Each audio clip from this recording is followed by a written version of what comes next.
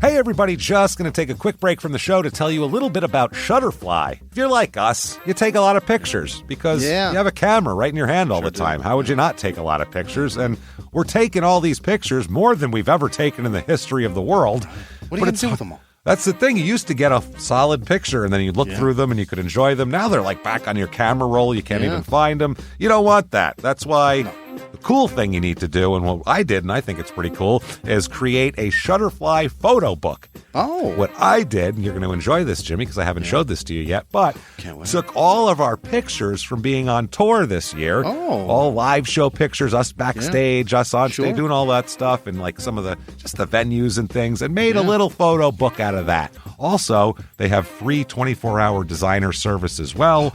With their 24-hour designer service, a professional designer is going to lay out the book for you for free in just a day. Make something that means something with Shutterfly.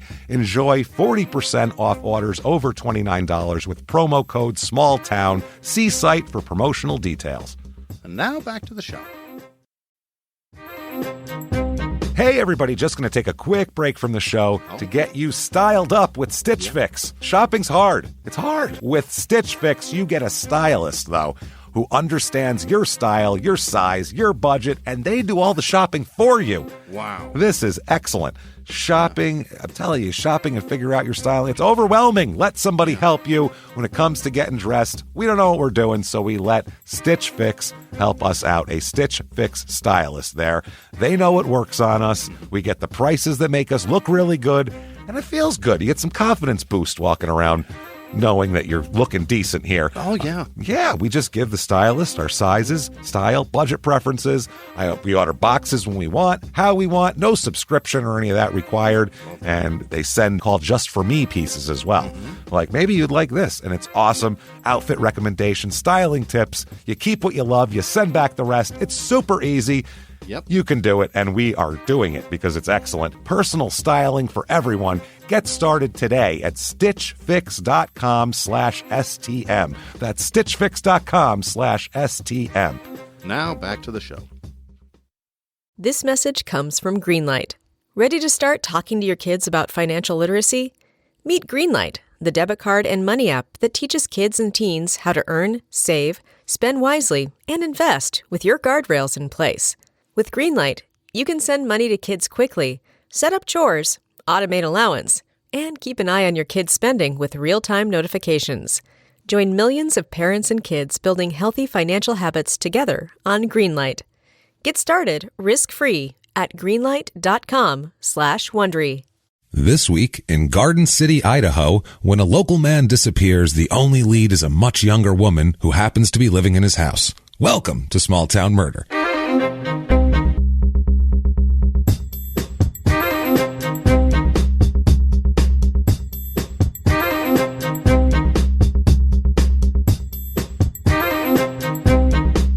Hello, everybody, and welcome back to Small Town Murder. Yay! Oh, yay indeed, Jimmy. Yay indeed. My name is James Pietragallo. I'm here with my co-host. I am Jimmy Whisman. Thank you, folks, so much for joining us today on another crazy edition of Small Town Murder. Today, we're excited today. Fuck yeah. This is good stuff. We cannot wait. We're jacked up. This is an insane episode, by the way. And by the way, first and foremost, I know Garden City is technically, it's like Boise is all around Garden City, and it's like in the middle, but it's its own town. Okay. It's a fucking small town. So don't you goddamn give me shit. Understand? Don't motherfuck James about this. I found a loophole on this one for once. Every case I find, I'm like, this is a great... Oh, it's 80,000 people in this town. Never mind. Well, you know what? This is a small town within a bigger town. You found the loophole poophole. Take that. I did. And this is crazy. But before we get into that, just want to thank everybody because you guys are awesome and you've helped us out so much. Thank you for your iTunes reviews this week or Apple Podcasts. That purple icon on your phone there that has those on them. Thank you for all those reviews. We really appreciate it. We don't understand the charts. We don't get how they work. It's not our business. It's not really how we do it. It's iTunes and their funky algorithm or Apple and their funky algorithm. So, but we do know those reviews, those 5-star reviews really help drive you up the charts. So they matter. They matter for some reason. So they help us on a business level, make us more visible. So if you haven't done it yet, please get on there and give us 5 stars. It doesn't matter what you say. It's not for our ego. We don't care. It's just to help us get up the charts. Also, go to shutupandgivememurder.com. Yeah. Head there right now for all of your needs, all of your merchandise. There's tons of new stuff up all the time. Not only that, though, tickets to live shows all over the country. We've announced it last week. Kansas City, St. Louis, Pittsburgh, and Omaha are all sold out. Yeah. And some of them are getting up there. We are 6 weeks away from Florida. We're 6 weeks away, yeah. This thing starts real soon. Orlando, Tampa, get on that. Let's go. And then Cleveland and Columbus after that, and work those tickets. Let's go, fuckers. Yeah, let's do this. Time to play. Let's do this. We can't wait. We're going to have fun there. Can't wait. We're coming to Florida in July. Yeah. Not a lot of people want to go to Florida in July because it's horrible. Yeah. We live in Phoenix in July, so we understand. Not a lot of people want to go to no Florida one wants to in come life. here. No, but in July, it's like, you know what, I'll pass. Maybe in November when it's 30 degrees where I live. Hurricane season? No thanks. No thanks. But we're coming there, so I'm not scared of a hurricane. Come hang out with us, the Floridians that are trapped there, and also get everything you want. Like we said, your tickets to everything. We appreciate it. Also, listen to Crime and Sports, our other podcast. We have to tell you, not really, don't have to be interested in sports whatsoever. Right. Especially this week's a good one to try. Yeah. Roberto Medina from this week. If you've been on the fence, there is very little sports, and it's a crazy, twisty plot. If you like small town murder, you'll love that. My favorite part about it was that while you were talking about a specific athlete in the show, the very next day, he was arrested. That was crazy. You were talking not about the guy him. we were no. covering. And you were talking about him at the time he was being arrested. That was crazy, about how great he was, too, as a fighter, because he was a great fighter. So that's what happens. Fucking magnificent. That is what happens. Do all of that. Get all your stuff on. And other things you can do is you can, please, one other thing here. You want to be a producer? You want to be one of our friends, our favorite people? These are the people we gush about at the end of the show that we love so much. You can do that very easily by going to patreon.com/crimeinsports or heading over to PayPal using our email address, which is crimeinsports@gmail.com. You make a one-time donation, and every cent is appreciated. Thank you so much for everything you do for us, guys. We love you guys to death. And that said, it's time for the disclaimer for maybe people we don't love so much or that won't love us. This is a comedy podcast, so jokes happen. Yeah. There's also murder. Yeah. So that's a thing you got to balance here is there's jokes and murder. The stories are all real. We don't make stuff up to make it funny. And what we do is we try not to make jokes about the victim or the victim's families, to balance that out also. We make jokes about murderers. If a bumbling police force or some attorney screw something up, that's worthy of it. Fair game. And sometimes people's lives are just crazy, and we're going to talk about it. So if you're on board, offense and run with us. Exactly. If you're on board, hop on board. This is going to be a good time. You're in the car. We're on the way to the liquor store, like we've said 100 times. And if it's open 24 hours, the small woman behind the counter's brain should end up by accident on the plastic vodka and the cartons of Marlboros behind the counter, then you're just as responsible as us. No complaining afterwards. We're going to have a good time. So if that sounds good to you guys, we do have to say this though: the victim's family thing. We are assholes, but what? We're not scumbags. That's the thing. So if that sounds good to you, and we're all ready to go here, then I think it's time to shout it out from the rooftops and from stand on your desk in your cubicle, shout it out the car window like a veiled racial slur while you're angry in traffic. And that can go for anybody. Doesn't matter. They've all done it. Everybody's done everything. Shout, shut up, and give me murder. Let's do this. All right. Let's go on a trip, Jimmy. I would love it. Let's go on a trip. We are, man, we've had a wild couple of weeks. It's been fun, though.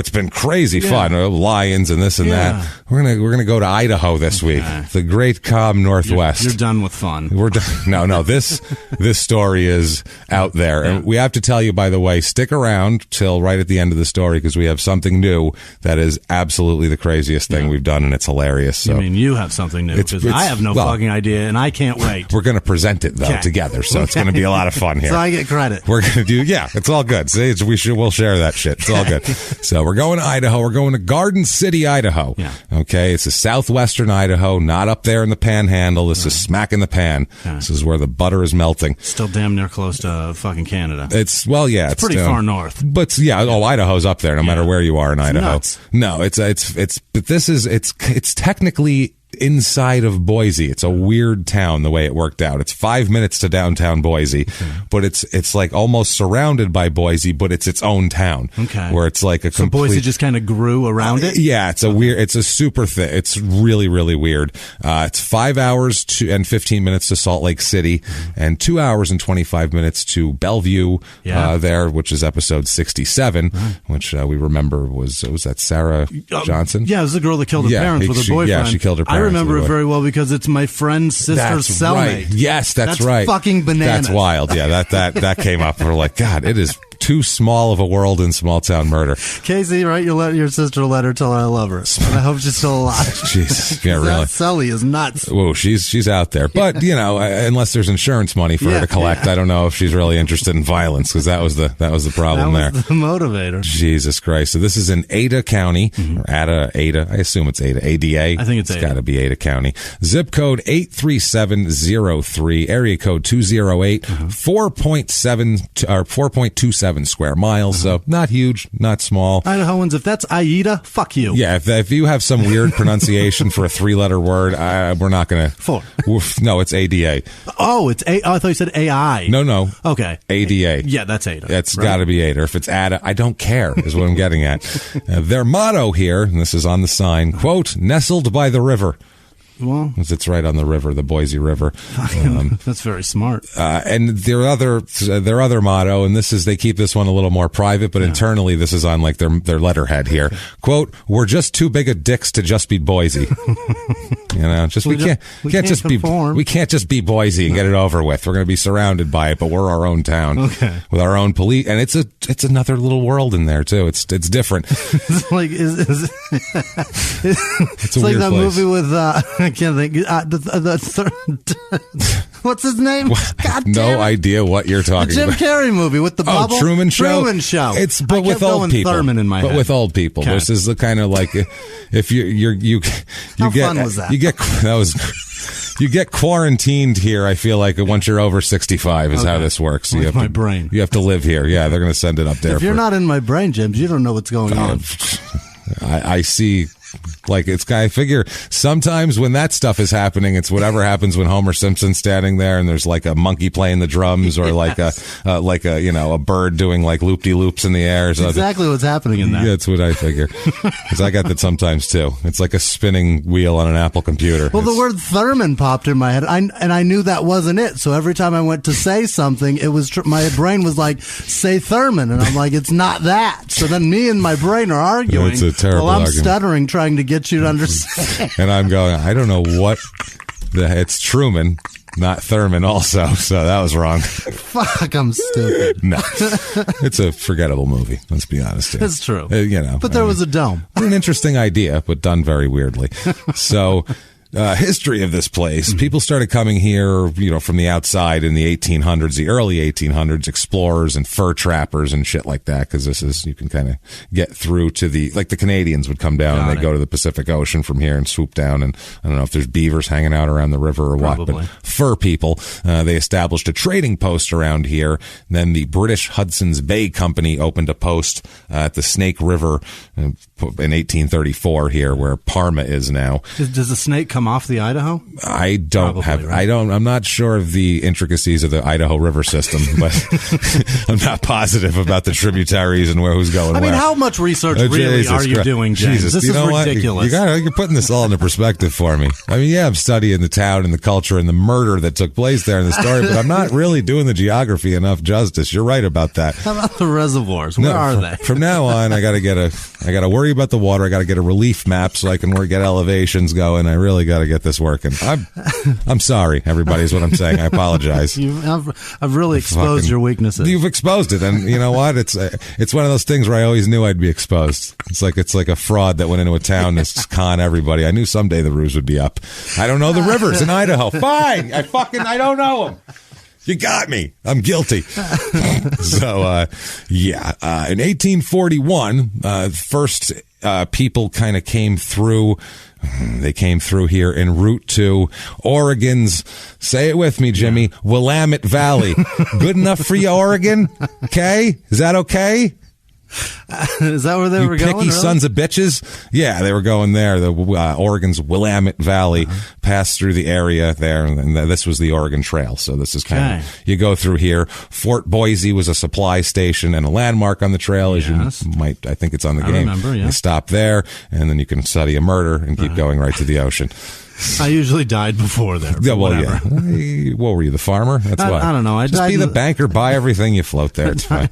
Died in the, I think east of the Mississippi every time. I think you start pretty much at the Mississippi, so that'd be difficult. Do you? You start in Missouri. Oh, so you're crossing the Missouri. I think you start on the west side of the Mississippi. James, is there a Missouri and a Mississippi that you have to cross both? Yes, in the game, but they don't. Yeah, they run differently. Okay. I believe. I'm not going to get into that. I don't know. So much river talk today. Thank you. Welcome to River Talk with James and Jimmy. We're going to talk about rivers, how they work in the Northwest, wagon wheels, and, just basically, we got to get to the bottom of the river systems because it hasn't been talked about enough in podcasts. There's a lot of news, a lot of comedy, a lot of stories, a lot of true crime, but what you don't get is enough river talk, in your in your shows here. In 1862, a group of 11 prospectors found a shitload of gold around here, and then a bunch of other prospectors came. 16,000 in the next year came to an area with no infrastructure. After 11. So you can once the word gets out, there's gold that way. They just rush. It's like one of those movies with the cannon. What was the movie where they're all going somewhere? Cannonball Run? Not Cannonball Run. The one with the Mad World. There you go. People are in like cars and planes and fucking Did you have Thurman unicycles and shit. And it's the Truman Show. Yeah, that's the one. So there's a bunch of boom towns through here. It's kind of like Deadwood, which you won't watch. So I'm trying. A bunch of those things. God damn it. Watch the movie at least. You don't even have to watch the whole thing. I'll make you a little thing of notes. Yeah. You can take it in and you'll know what's happening. Oh, that's okay. He had a beef in season 2 with that guy. And shit. Yeah. Oh yeah. Work May for as well it, Jimmy. just watch the goddamn show. Hey, that's an idea. Maybe on those DVDs I gave you the entire complete season. They're sitting right there on my DVD player. All of them. So, yeah, people came here. In 1863, the U.S. Army sent a bunch of people here to establish a military post up in this area. A lot of people here. The people came and settled, and they were trying to basically figure out what was a good place to hang out, because you go to a new place and you see different areas of land, and this looks good, but you never know over the course of a year. Maybe it gets weird here at this time, or it floods a lot in this area. You don't know. So as you're there a while, you kind of you figure it out.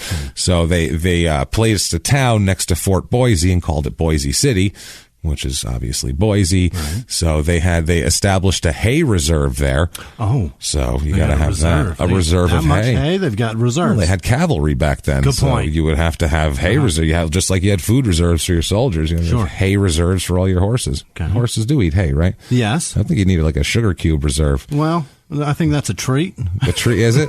Yeah, that's not what they eat for food. No, you don't want to. But do you ever sugar? Do you give them like a sandwich or something? Or No, like, I don't from time know. to time an apple, a carrot, horse food. Yeah, some lettuce. No, is there horse food like dog food? There's a feed. You can get a bag of dog food and you put it in. You get oats and shit like that. Mix it in with the wet horse food. I don't think it's canned. No.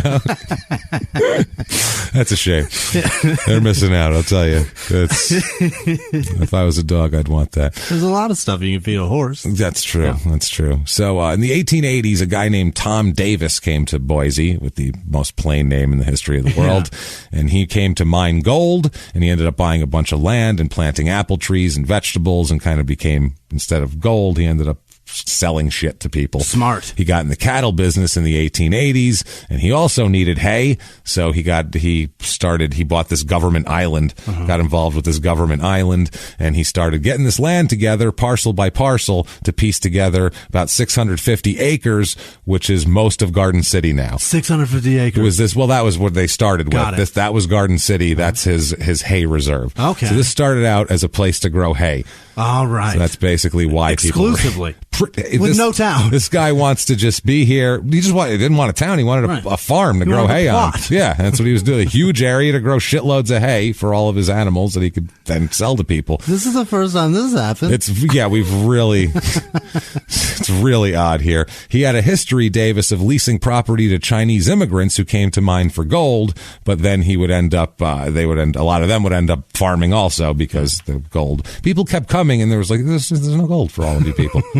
I don't know what you heard 20 years ago, but it's all dried up. Right. If you hear about it and you're like, oh, who went already? And a couple people went, it's over already. It's you done. missed it. Right. Yeah. The people you know went. Think about if you know that many people that went, think about all the people you don't know that went. Yeah. It's got to be bananas. That's what I'm saying. So Davis here, he had friends. He also had a lot of the Chinese people that were his friends, which was not normal back then. Oh. The people treated Chinese people like shit. They were new immigrants. Weird. I don't know if you've ever seen a movie from the West, but the Chinese people are generally not portrayed as big characters. No. I mean, even Wu on Deadwood, I mean, he's running his people. He's running the Chinese people, that area of town. But when he goes into the part with white people there, they treat him like an asshole, even though he's the boss of the fucking area. It's bullshit. So makes sense. No good. Did you see Shanghai Noon? Yeah, I did actually. They were in charge of building the railroad. That's what they made them do. That's against their will. There was less railroad Same here thing. though. But there was Chinese farms here, and they would be located upstream of his property. Mm-hmm. They raised most of the Chinese farmers. They had strawberries, onions, and things like that. Also hogs, much like Mr. Wu. In Deadwood. This is an endless Deadwood reference, this one here. So they went through. Do you see the difference between the cinematography that you take in versus what I take in? That's true. That's true. Jimmy's like, the horse shit that I watched. Did you watch watched? Shanghai Noon? Because I watched it this weekend. Did you see that Owen Wilson Western, James? Man, it's hot shit. Not big into the Leone series or any of those, huh? You guys saying, wow. In the 1700s, I'm supposed to believe that happened. Oh, my God. So they also had garbage collection service, the Chinese people. Much like Mr. Wu here, they would go through the Boise area, picking up solid waste, sorting out the edible garbage, and feeding it to their hogs. Oh. So the food waste they would feed to their hogs, and they would feed bodies to Wu's pigs. Oh. If you killed a guy, you'd be like, oh, go bring him to Wu, and then the pigs would eat him, and they'd throw the clothes that they were wearing away, and that was that. Seen a few movies like that. End of story. Yeah. That's how it works here. Now, the Chinese people are pretty much gone here now, but that they were there at the time here. So, in 1949, the county commissioners approved the incorporation of Garden City, and this was because it was meant to grow shit. Right. That's where it comes from, obviously. Oh, the garden. Got it. Yeah. Okay. So it was actually a bunch of businessmen from Boise were promoting this so they could build an amusement center. Oh. Whatever the fuck. I just see miniature golf and a windmill and shit like that going on here. Worse with businessmen. What do they get amused by? Well, their true motives were to build gambling houses that were just outside of Boise because they couldn't get them in Boise. So that's what they were really trying to do here. And so there was a shitload of gambling places, and this place turned into fucking Dodge City, but not in the 50s, 1950s, not 1850s. Jesus, really? It was crazy. Yeah, there's all sorts of shit. There was tons of gambling establishments up and down the street. So then there was also restaurants and bars and all sorts of shit if people are coming to gamble. Look at a casino. They have prostitution, all that shit. Everything comes to it. Yeah. Oh, the prostitution. Oh, you never know. So shaking their asses for the men folk. You know how it goes here. So Garden City, that became a kind of a big thing. People wanted to gamble that were in Boise, so they just go to Garden City. So it became kind of a tourist area for anybody in that northwestern, whatever. The government of Garden City and all this, they got a cut of the profits from the slot machine.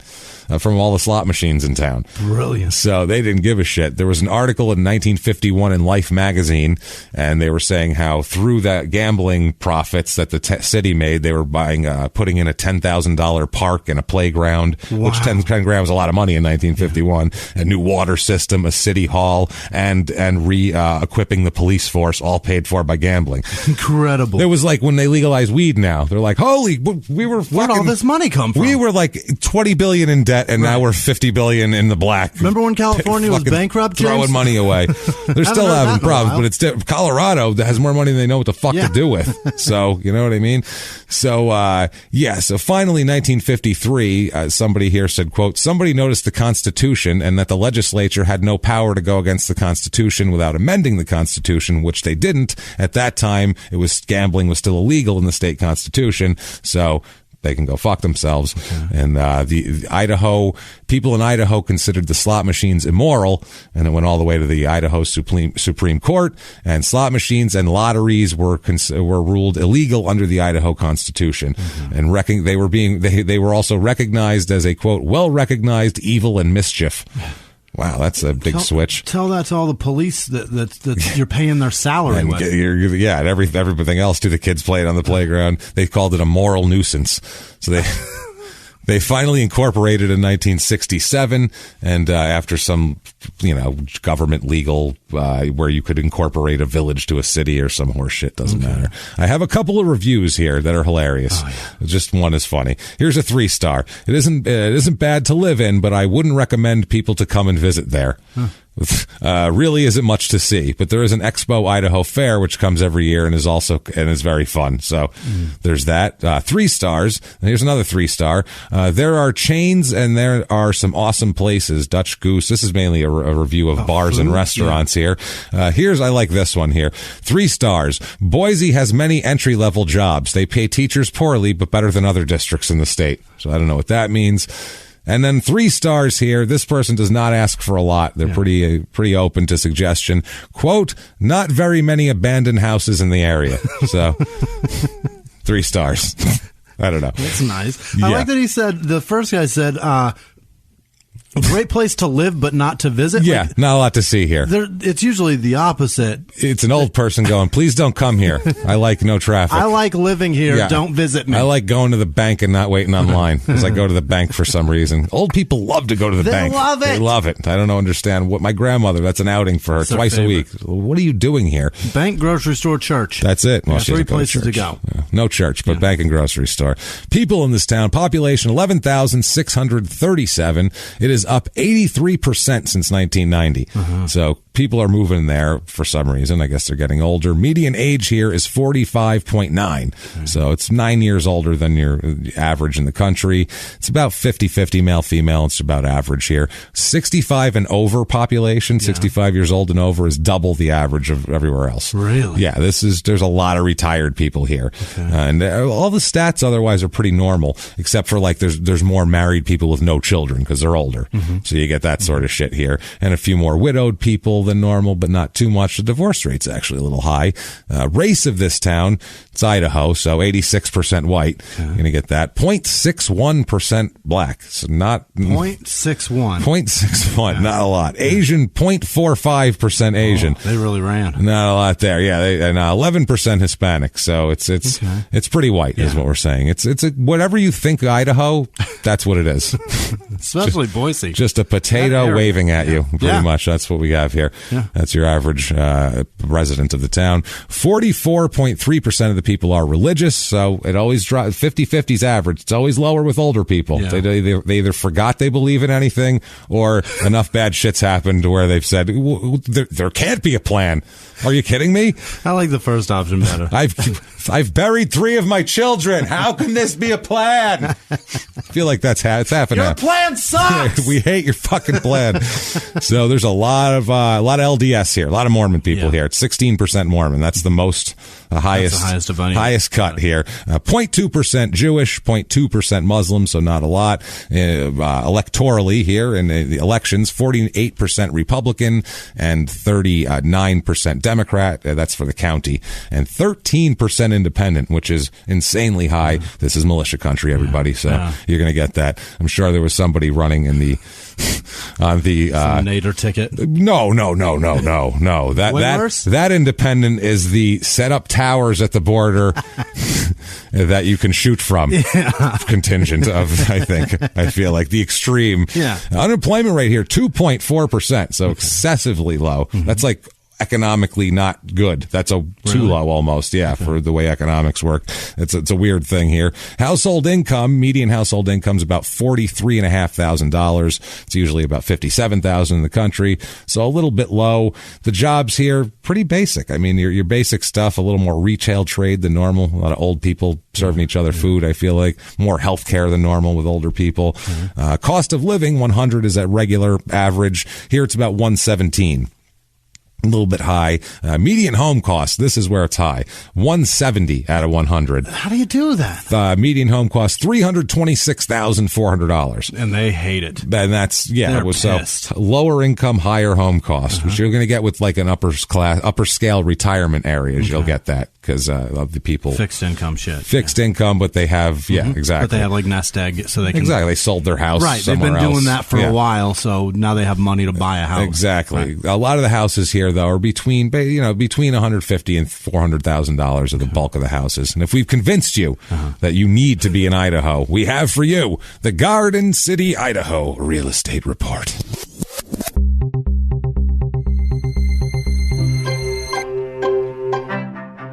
Your average two-bedroom rental here is about $850, which for the buy rate to be so high, that's actually pretty low. That's super low. Yes, it's very low. Renting's the way to go here. I found a bargain hunter alert here for you guys. 3-bedroom, 1-bath, 1,232 square feet. Not gonna lie to you, it's fucking rough. Yeah. Needs some work, but $119,900. You could swing it in this area. That you're not gonna get much better than that. Flip it, man. I found a 4-bedroom, 3-bath. 2,466 square foot. It's got a garage that looks like a barn outside, made to look like that. $489,500. That is a lot.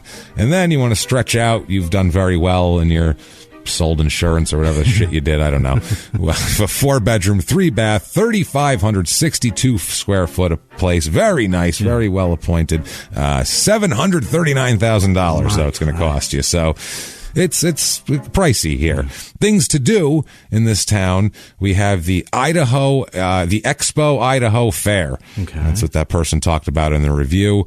That's pretty much what happens here. And also the Garden City Country Music Festival. So there you go. Oh yeah. If you're near Boise, just go there. Oh no. You're not getting the good acts there. Would you like to hear the artist lineup? Yeah, I do. Stoney LaRue. Not bad. That's a headliner. Is that a person you've heard of? Yeah. Stoney LaRue? Yeah. Are you fucking kidding? No. Who else you got? Fuck no. No, that's fucking made up. That sounds like a Family Guy made. Oh, we're going to see Stoney LaRue tonight. Huh? He sucks. Stoney LaRue with guests Aaron Einhaus. No. Pinto Bennett. No. That's, again, sounds like a member of Stoney LaRue's band. Ridiculous.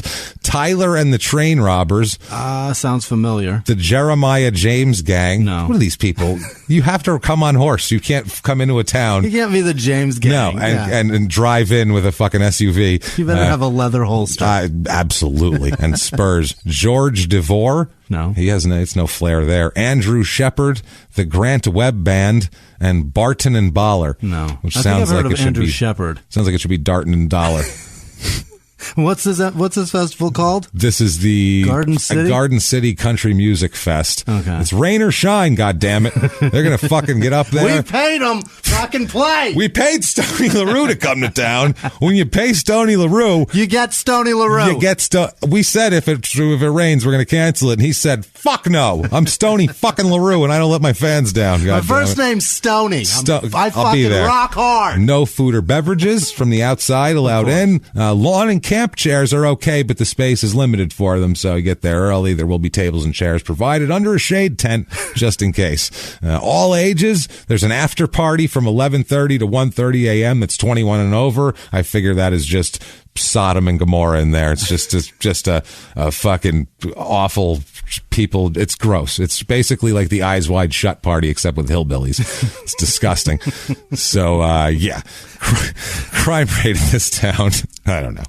Crime rate in this town, property crime here is about 25% high, which you wouldn't expect with an older town. They're usually lower. Violent crime, murder, rape, robbery, and assault, the Mount Rushmore of crime, is about 20% high. Yeah. These old people ain't fucking around. Also, it goes up around that music fest. Oh, boy. Once just Stony LaRue just comes Stoney's through. roadies alone.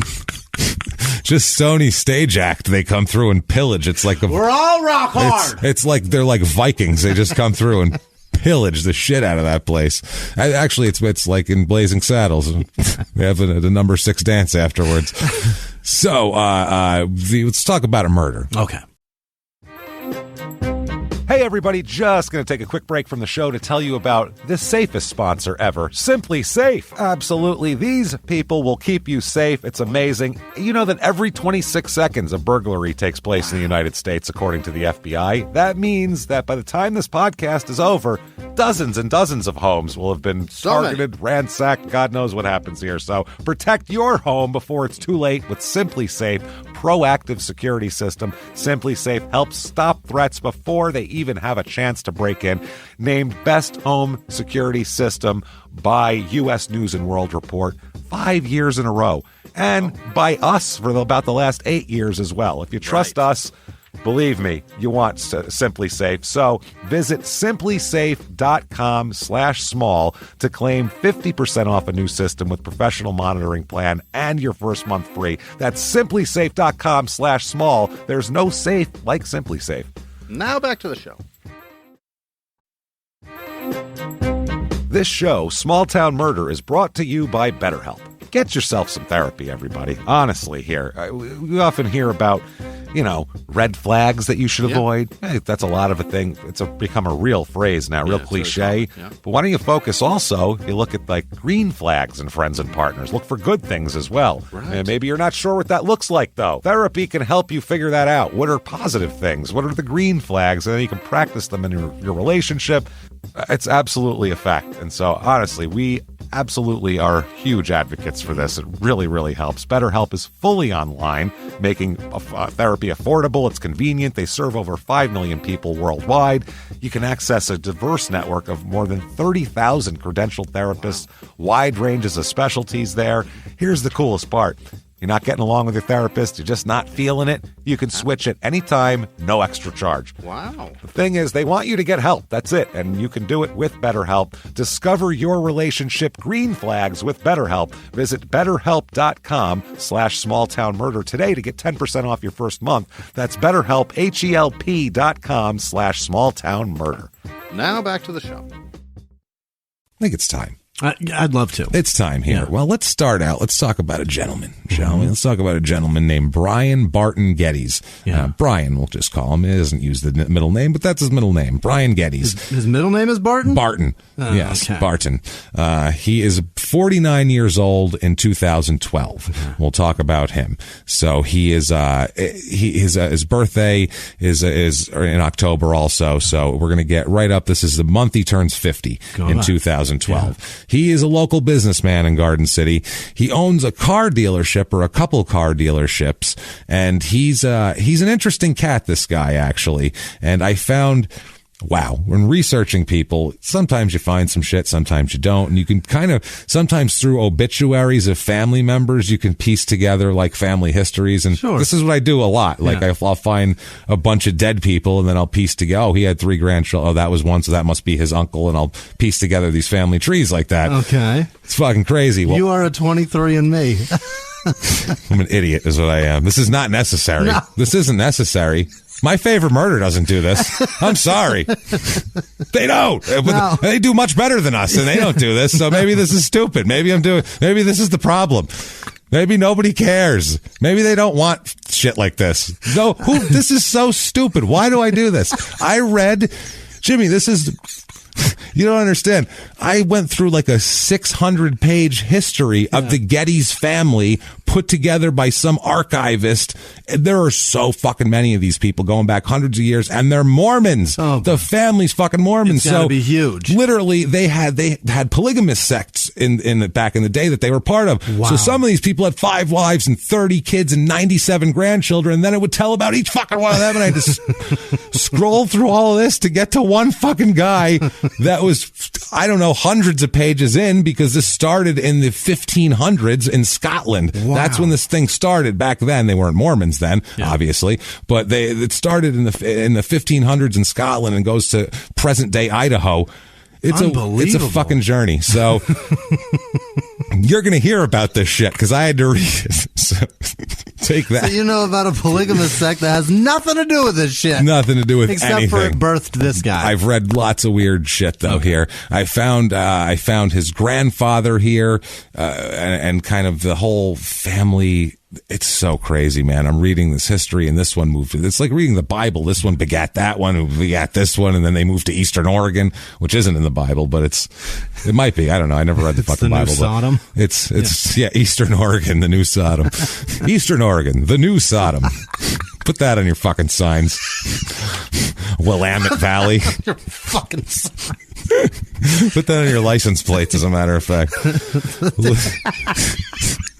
My kids fucking in the car playing license plate games. What's that say? Nothing, son. No, Turn your head. Don't worry about Turn it. your head. Don't worry about it. Where's Sodom? Ask your mother. Jesus, is this kid asking this for real?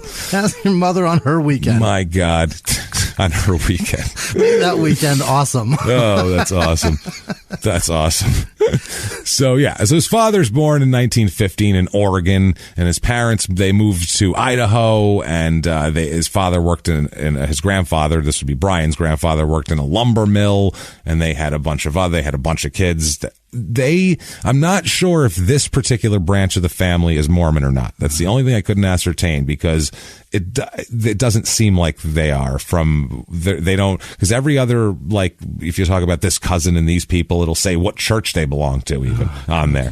I'm talking 200 years ago, it's telling you what church they belong to. Like, this shit is crazy. This is what I had to sift through.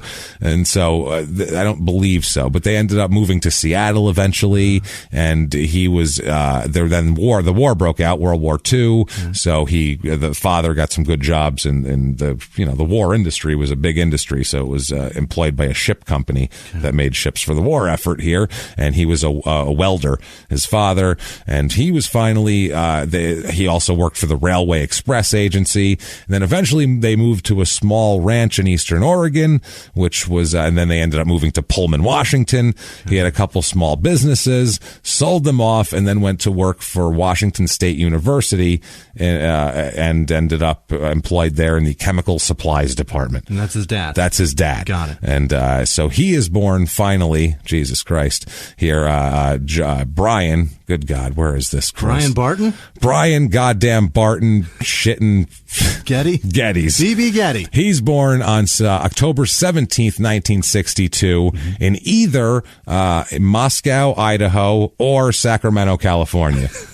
One of the two. The family history says Moscow, Idaho, but the obituaries of people around him say Sacramento was where they were when so we don't know. Bizarre. It's weird. So either one of those he was born. I don't know. If you were born in the 60s, doesn't seem like it's far enough back to where you wouldn't know where you were born. Right. Like what city? Those are different states. And his last name is plural Getty? Is that what you said? Yeah, Geddes. Oh, yeah. Got it. Geddes. Yeah. Geddes or whatever it is. Yeah, Geddes. It's Geddes, right? Geddes. Yeah, I think so. That's what I've heard pronounced here. And this story, by the way, outside of this here, a lot of information, actually, very odd to say this, because I'll say there's a show called Snapped, which is not a great show, I'll be honest with you. No, it's kind of cheesy, but a lot of our great premise, horribly done. And a lot of our episodes have snapped episodes because they do like 800 a year, and so these murders seem to pop up.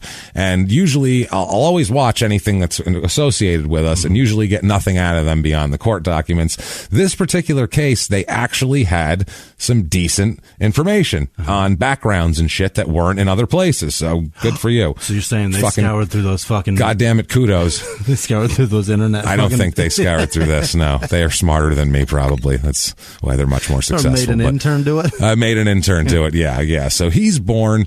He ends up growing up, and he has a couple of kids also. He's successful in everything he does, this Brian Geddes guy. Not till a little later in his life, but when he's in his 20s, he's unemployed. This is the mid-'80s, and mid-'80s were economically a little bit tough. This was about 85, 86, when it was kind of starting to turn a little bit for like a year and a half, and then it went in the shitter again. So he had a $600 unemployment check that he had, and he bought a car with it that he could fix and sell for a little more. He saw a car that was a good deal, so he bought it, flipped the car, and then used that money to buy another car. It was a little more expensive and flipped it. He turned this into multiple car dealerships. He is brilliant. Starting out with $600 in one shitty car, a $600 car in the 80s, which wasn't a great car, and he turned that into a business to where over the next 20 years, it grew to the point where he was making a couple $1 million a year off of multiple car dealerships. Goddamn American dream. From $600. That's what I mean. That's the dream this guy has been living. He's just loves his life. Yeah. This is a happy dude. He's happy. He's got a car dealership. He's got a bunch of money. He does everything he wants to do. He likes to hang out. He's got a house by the river, by the Boise River that he loves. He likes to mess around with cars, not like fix them up, but now he has do that shit. Now he's got fancy shit. Yeah. Now he's got a Beamer. He's got a Hummer. He's got a Porsche. He's got a boat. He's got a motorcycle. He's living his fucking dream, man. He's having a great time. He has a couple of grandchildren he likes to hang out with, and being that he's his own boss, if he wants to take the day off and go fishing with his grandkids, goddamn it, he does it. Hell yeah. So he does everything that he wants to do. He's a millionaire. Everything's great. Yeah. Then all of a sudden, mid-October, right around his birthday's October 17th, his family talks to him on the 16th, and then he disappears. Just gone. You're saying that gambling place is closed by now? Vanished. Yeah. That part of Garden City's closed. But that's actually pretty prescient because that's going to come up in the story. Okay. But not that gambling place, but a different one. So they don't know what's going on. He's not returning phone calls and stuff, but he's also a grown man. Yeah. And it's not like put out a silver alert that they do with the old people. He's 49 years old, just turned 50. Yeah. He's has all his faculties. He's physically healthy. He has millions of dollars. Yeah, he could be on a vacation somewhere and tell you all to go fuck yourselves. He could have, on a whim, I'm going to do something different for my 50th birthday. I'm finding bought Fiji. A ticket and went to Hawaii for whatever. Who the hell knows? I'm going to go sit on the sand. I'm not talking to my kids. That was a Truman Show reference. I know. Truman Show reference. Sorry. How many times have you watched Truman Show without watching The Wire? Too many times. He's seen the Truman Show. But give me an estimate. What do you got? Probably 11. Okay, I've probably seen it like 4 or 5 times. When it was on like the movie channels, and you sit there watching it. It was on Netflix for a while, and I was like, I'll watch it again. Sure. Oh, my God. Jesus Christ. Is that why you were listening to Stoney LaRue? Maybe. Is it possible that at one time you were watching The Truman Show while Stoney LaRue was playing? Even for a second. Could they have crossed over? It's possible. Because that would be amazing. We've really done something here. So he's missing. Stoney's a great artist, by the way. Sure he's killing it. Excellent. Sure, he's excellent. I've heard this talked about before too. It's one of those things. There's different niches in this world that people don't know shit about. Like there's podcasters that make a ton of money that have millions and millions of listeners that make a ton of money that no one outside of podcasting has any idea who they are. Right. YouTube people are the most. They'll have like 3 million followers. They make millions of dollars. Anyone who's not a particular sect of 16-year-olds have no fucking idea who they are. It's true. That's the same with country music. It's true. There are people that make $70 million a year doing country music who I would never, if I bumped into them in a store, I'd go, hey, get out of my fucking way, redneck. Shit kicker, get out of my face. There's some genes that are put together. Yeah. I have no idea who these people are. It's one of those things. Like I have no idea about that world. It's just funny to me. It's funny too because those guys, not their fault, right? And those guys too, I don't even recognize them because I don't listen to like the mainstream. I don't listen to that shit. I hate that music. It's phony. I don't blame you. So I listen to like just people that are more underground and bluesy and fucking rebel rock. James, it's real. But it's not real. It's not real. They have cell phones. You don't sing around and do all this shit, and you get off and you get on Twitter. Yeah, but a farmer has a cell phone too.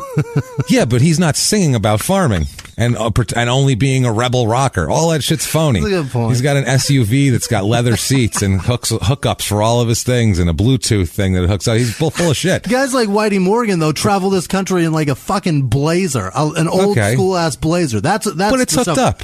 John Madden travels it in a goddamn. You could say John Madden went around in a trailer. Well, actually, it was a $2 million fucking space-aged RV with every comfort of a 5-star hotel. That's what they're doing. It's the same thing. You got a point. It's all phony shit. It's a pretty nice truck. Beyond about 71, it's over now. You're not a rebel. They'll just get you on camera and arrest you. You're not a rebel. There's no more Waylon Jennings. No, You're it's right. sad.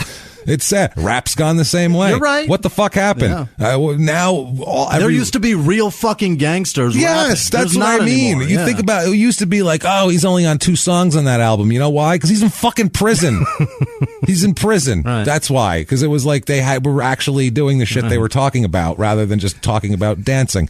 But and also too, they distance themselves from the actual big crimes. They get locked up for some racketeering or something for a little while. Yeah. But now the guys are going to prison because they're trying to get street cred by murdering their fucking friend or tax evasion. Right. That's the other thing. Fucking idiots. Yeah, but it's so funny though that with rappers, it's no, to me it takes it all out of it. I liked hearing about fucking Big Noid got shot 8 times and then got taken to prison, but when he was out for a month on parole before they put him back in, he made an EP. That's fucking amazing. That's amazing. I gotta go cop that at Best Buy. Yeah, rather than that fucking dude graduated from Juilliard and then put on funny tight pants and his dancing, dyed his hair different colors, and put a number in his name. Yeah, and then now white girls like him, and it's like, I don't know. Good for you. Make everybody make money. That's good for you getting paid. Jesus Christ, yeah. Fuck, your music sucks. I can't listen to this shit. So on either end, the country or the new hip hop, I can't do either one of them. So he's missing. Yeah. Brian's missing. Mm-hmm. He's not just some schlub. He's got employees. He's got family. Mm-hmm. People miss him when he's gone. They look in. What's he been doing? In September 2012, the month before, he made a Twitter account, which is interesting. He made a Twitter account, and it's Brian Barton Geddes. He's at Brian BG777. Look at that, slots 777. So. See, the gambling keeps coming up. He says, quote, "My first tweet is today, ... Love and hugs to all of you." So that's his first tweet, and it's got no likes. Are you proud of yourself now, sir? Yeah. It's a bad tweet. That's not a great tweet, but he is an older guy who just got on social media. You're in your 50s. So, you know what? He's trying. Yeah. I'll give him that. What year was this? 2012? This was 2012. He's ahead of the curve. So that's what I mean. He was actually ahead of the curve, so he was trying. We'll find out. Sweet spot of Twitter. Right in the taint. Yeah. So we'll find out kind of what, maybe why, give an explanation. So while he's missing here, his daughter Megan, she starts thinking something's wrong because he's not one to not contact people and to not answer people like his family. He's a reliable type of guy. He's not a flake at all. It's not like, dad has a coke problem, so once in a while he'll just disappear for like a week and a half and he'll just emerge like 15 pounds lighter with a bunch of scabs on him, and we got to take him to the clinic to get some shit for whatever he's picked up on his dick from the street hookers he's been messing with. You know how it goes. You know how it goes. So we take him to the clinic and then a vet. We have to do a lot because we don't know where he's been. Honestly, for coke, he could have done anything. Get him on some safeguard. No, he's that heartworm will get you every time, boy. I'll tell you something. Well, look out for the heartworm. So his daughter feels guilty because while they were talking, this is in like October 14th, maybe, he disappeared the 17th, or disappeared the 16th, birthday on the 17th. This is like the 14th or 15th. She feels guilty because she hung up abruptly because she was in a hurry. She had to go somewhere. She was in the middle of some shit. And she was like, "Dad, I have to go quick." And he was in the middle of talking, and she hung up, and then she didn't talk to him anymore for a few days. So she felt horribly guilty and was trying to get a hold of him again because she felt bad. She wanted him to finish his story or whatever. So On his birthday, she called him, which was a couple days later. She called him repeatedly, and he never called back. He never answered or called back, which they said on his birthday, obviously, like most people do, he's open for happy birthday phone calls. If he sees his daughter calling on his 50th birthday, it's probably something good. She's probably not calling to call you a cocksucker. She's probably going to say happy birthday, Dad. I have cake. Or maybe she's going to say 50 years of being a cocksucker. Congratulations for ruining my life. Thank you. Yeah. You shattered my whole psyche. Yeah. I choose the wrong men because of you. You called me fat for too long. That's what I mean. Right. Yeah. I let people walk all over me now. Thanks a lot. You ran away and came back and made me never comfortable in any situation. Yeah. When I was 23, you called me baby fat. Remember that? Yeah. You remember that. I still hurt. So it was out of character. So they said he likes doing shit and stuff like that, but he always puts his family first. Sure. He always hangs out with his grandkids or sees his daughter. Like that's what he likes to do. Mm-hmm. He's not a guy who's like, listen, I got international Playboy type shit going on, so I don't have time for you.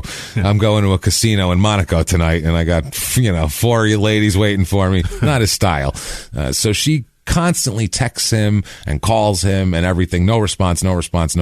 Days and days and days go by, and she gets worried. And so she just never lets up. She keeps, Dad, what the hell? And finally she gets a text back after all this.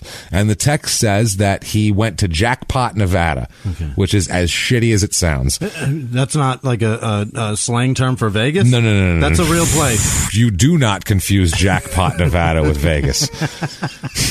Jackpot, Nevada is like a dirt road with 4 trailers on it that happen to house slot machines that you're allowed to use. That's like an ironic name. Fucking dump. Yeah, no, I looked at it. Someone's going to be mad about that.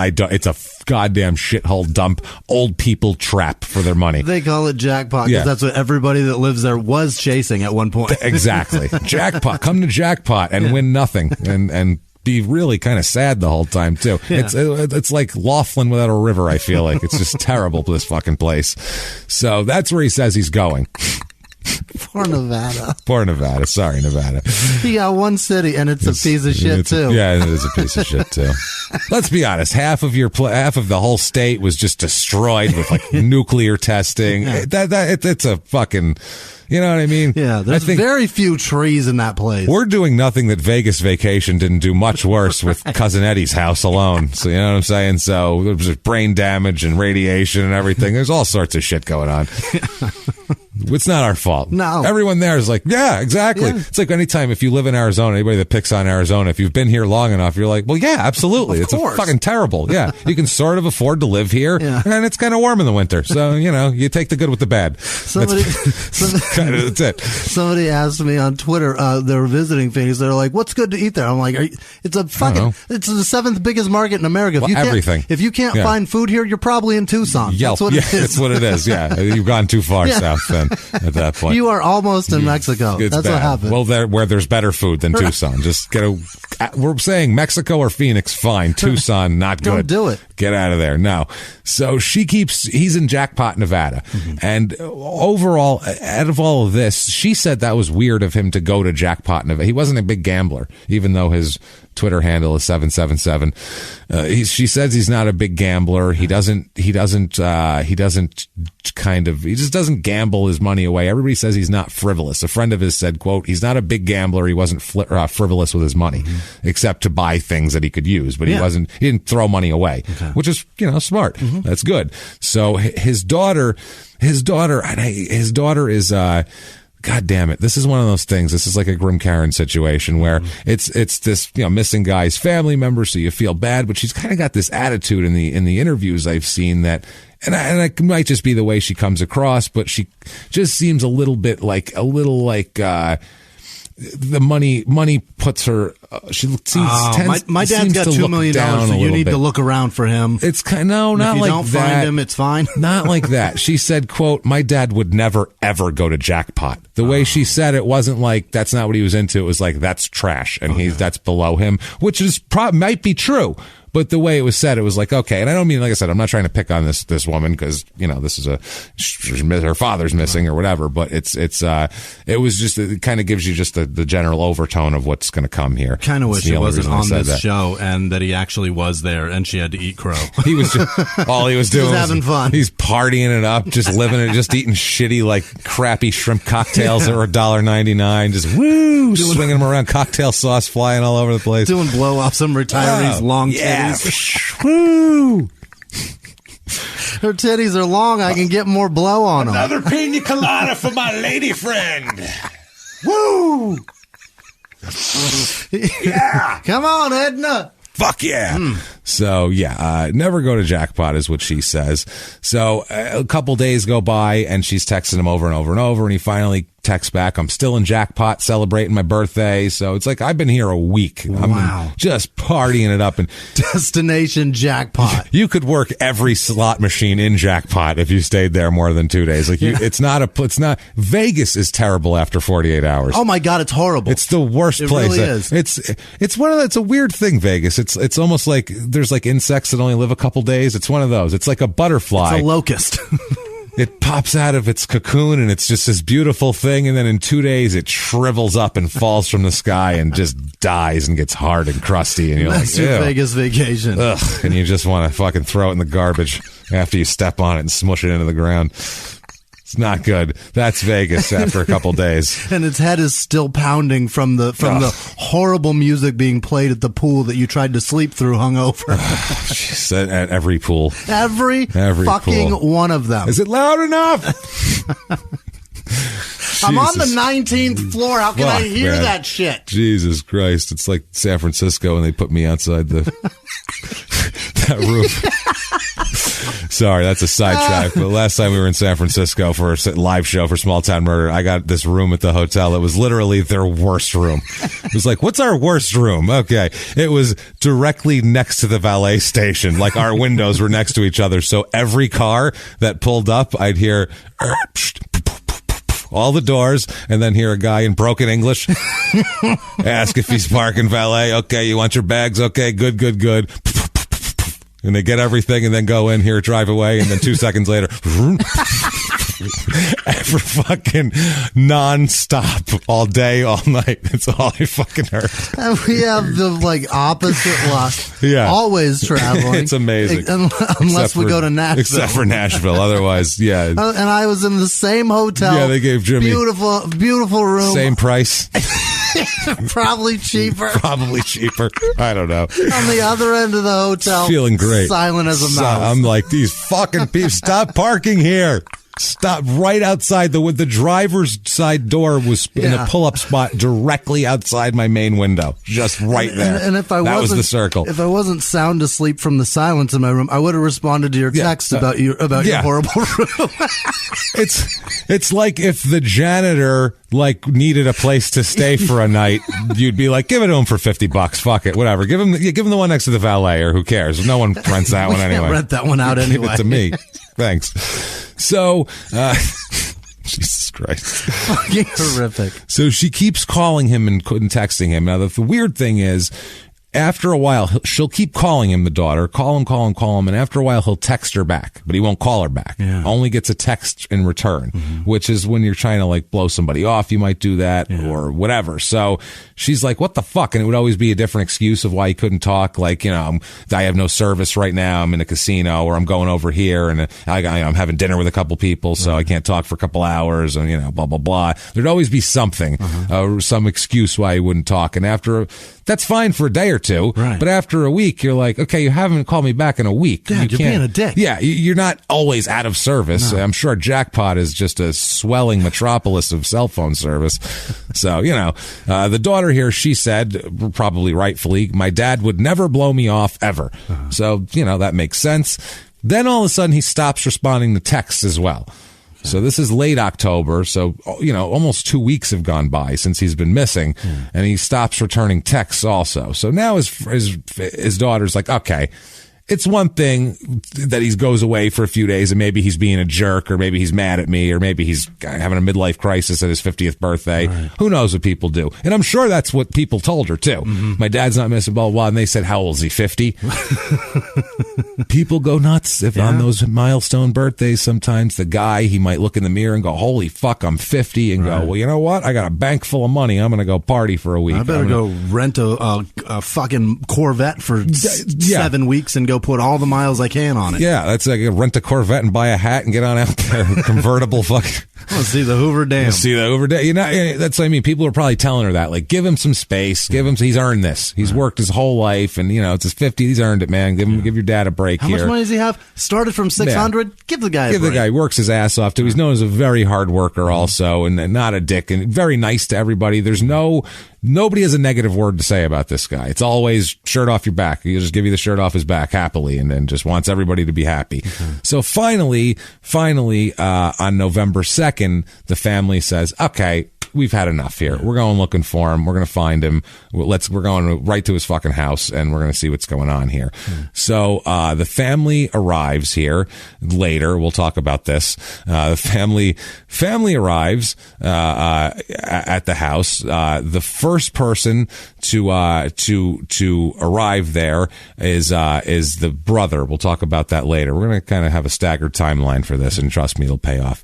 So the daughter gets there a little bit later. Okay, his daughter, the one that's been texting him constantly. She gets there. She says when she pulled up, she could see that the house was in disarray from the outside. She says it was a complete disaster. It was disgusting. The house is always in perfect condition, and you walked in and it was just trashed. So obviously that's a sign. It's an oddity. Yeah, that's not her dad at all. Like, that's weird. So she knocks on the door, and it's answered by a 21-year-old chick. Yeah. Standing there. Her dad's 50. Right. Not. You're trashing my dad's house. Yeah. She's like, okay. Yeah. And she's met this girl before, but the girl doesn't remember her right away. Now, okay. First of all, the 21-year-old didn't remember the guy whose house she's staying in's daughter? Yes, okay. That's what she says. We'll talk about it. This is a girl named Jordan Shaver. Mm-hmm. She's 21. She's attractive. Yeah. And, this is, you'd go, oh boy, maybe this makes sense. My dad's hooked up with some girl who's... He met this in Jackpot? So, well, no. Now, the claim is what the family says and what other people say is that she had met Brian recently and that she had moved in with him and was paying rent at his house with him. They're roommates. Like an 80s sitcom. Yeah. He's a 50-year-old millionaire, and she's a hot 21-year-old woman with no money, and now they're going to live together and not have sex. It's 1987, premieres right after Alf at 8:30 on ABC or whatever the fuck. That's what this is ridiculous. Yeah. No, that's not happening. It's an odd couple. That's for sure. It's a very odd couple. Yeah. Like, no. It's a weird arrangement, I would say. Strange opposites attract shit. Yeah. They're just totally platonic and living. It's just like, I don't know. But maybe. He's a nice guy. That would be a weird show to watch because on one side of the couch, your husband's going, come on, hook up with her. And then the wife on the other side's like, you filthy fuck, you better not. It's like mixing Three's Company with The Odd Couple. And you get a very odd, strange show. Yeah. So the family starts to grill her and say, well, where the hell is Brian? And they start asking her questions, and she bursts throughout the door past them and runs out and just runs away. That's her answer. Gotta go. That's her answer. Gotta go. See you later. This shit. Okay. So this is just takes off. All right. So she goes, who is this broad is what we're asking. Right. Who is Jordan Shaver? She's Jordan Marie Shaver. Her date of birth is January 21st, 1991. So she is 21 years old at this point. Like we said, some background on her. She's from Idaho. She grew up pretty poor. Yeah. Her family's poor. I found some info on her family. Jesus, this is ridiculous. Found some info that kind of got up to where, kind of who she was. How many pages was this shit? Enough here. So, her great grandfather, it kind of came to the area. He was a elementary school principal and shit like that. This guy here, the family moved to Idaho in 1923, and this guy went to college. He went to Notre Dame, actually. How about that? Which is amazing. And he came back to Idaho to run a fruit company with his father, and then he ended up being drafted into the Army, and then all that sort of thing. Everybody back then, it was Army. Yeah. So he was discharged in 1946 as a captain, and he got married. In 1948, they sold the fruit company, and he started to be a teacher, and they moved to, they were in Wilder, Idaho. He was also a sports coach and that sort of thing. And anyway, the family ended up, this is where it started, but from there, they kind of, the next generation didn't do too well. Not a lot of Notre Dame graduates in the lower, kind of as the generations go on here. Okay. And all the way up until his great granddaughter, who is Jordan, she kind of comes from kind of about a 40-year history of kind of white trashery in the area, I would say. So that's kind of, they're coming from very different places is what I'm getting at. She's like kind of lifelong trash. Well, it sounds like they consider. From, I'm not saying she's trash. I'm saying that's what people in the area consider her family, and like her. And that's what happens a lot too. Shit'll deteriorate if one generation goes off the skids. It kind of screws everything up here. And they may have come from very similar backgrounds, but he fucking got $600 and was smart, and she didn't. Well, that's the thing. Her family actually, like her great grandfather, at the same. That's why I put those two stories in parallel, because his father and her great grandfather came up at the same time, and one of them, his father, was way more humble of education and that sort of thing, and he ended up taking $600 and turning it into being a millionaire. Whereas her great grandfather was very celebrated. He was magna cum laude at Notre Dame. I don't know what that means. It means he was one of the smarter kids in class. He was very fucking smart, is what it means. And when he comes, it's like it's cannon all over the place. Jizz everywhere. So he's got a jizz cannon. That's what that means. Head jizz cannon at Notre Dame. He gets to walk across that podium and just shoot that jizz cannon all over. It turns to confetti in the air. That's how high it goes. The atmosphere freezes it like snow. So that's what's going on here. And then that's a very good base of a family from the same time, and they've deteriorated into trash over the years, according to everybody, whereas his family has gone up. Okay. So they kind of crossed in about right at the war. Got it. The war was a really big, World War II, when you look at shit, was a really big evening out thing for people. Like a great equalizer. It was a huge, thank you. Yeah. It was a great equalizer of people culturally. Like people would come back from the war, and their experience in the war would send them to different places. Because also psychologically, everybody was in a different place. Sure. So it kind of shook things up a little bit. Okay. The war. A lot of people. Yeah, well, no, that was later, but that's a war. Yeah, it's a war. But you know what I mean. World War II. Right. But Jordan, her parents get divorced when she's very young. Her parents are divorced, and they were not financially well off to begin with. And then they get divorced, and they're even poorer. As both parents are poorer separately. Half of nothing. Half of nothing is nothing. It's half of shit. Yeah. Right. So her mother marries another guy who happens to be also poor. Yeah. That's also why. Why bother? Double zeros. Why bother?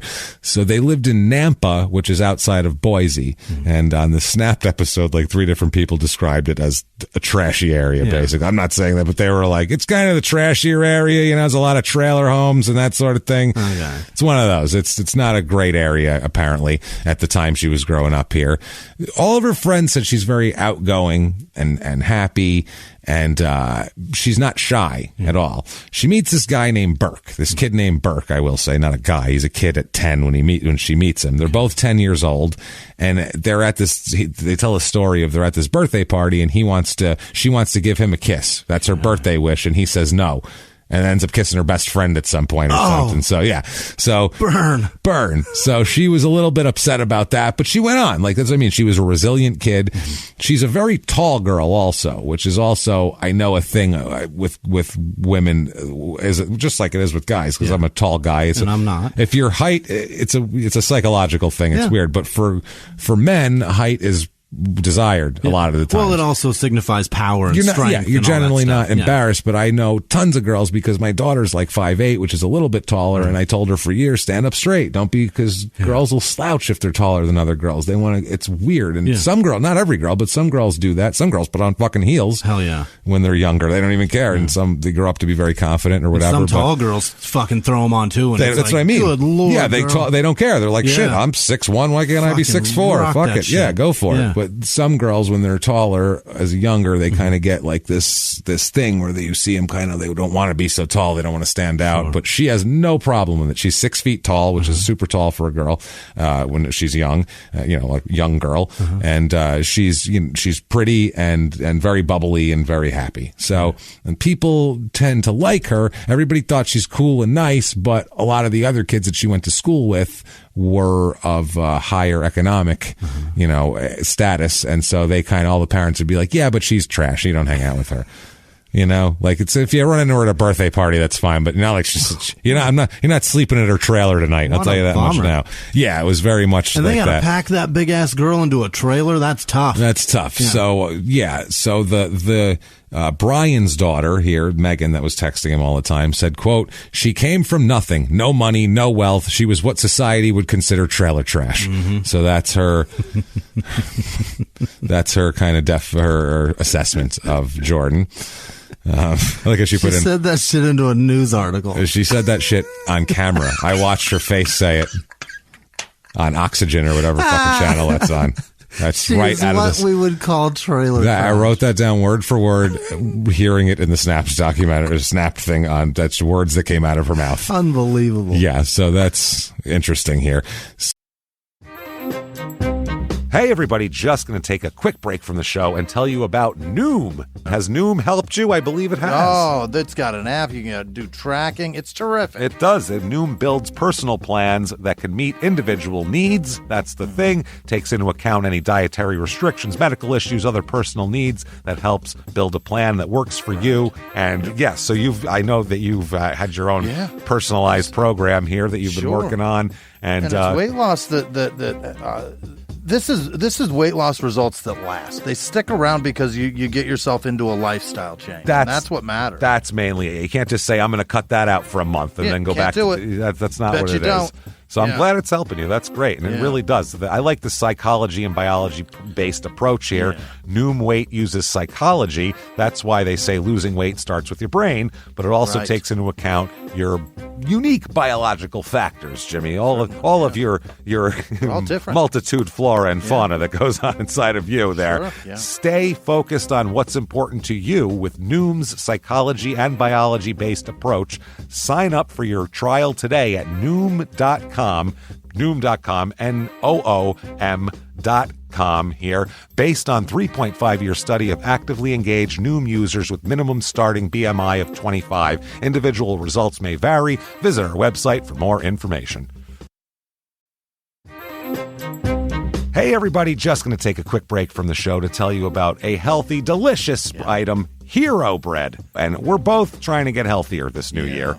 Jimmy had a eye-opening doctor's appointment and things like that. So we're trying to get healthier, and I'm telling you right now, this Hero Bread is a good step in this direction. It's delicious, and it is really good for you, and it's really excellent. They have the sliced bread is good, the bagels, the tortillas. I know you've been they're terrific. Ranting about the tortillas. They're so good. With Hero Bread, you can focus on your health goals and still indulge in the soft, fluffy experience you love, but guilt-free. I really love the little Hawaiian rolls, too. Yeah. They're so good. They're so good. The Hawaiian rolls, they're legit. They're fluffy. They're exactly how you want them to be. You'd never know it's low-carb and high-fiber bread from the texture.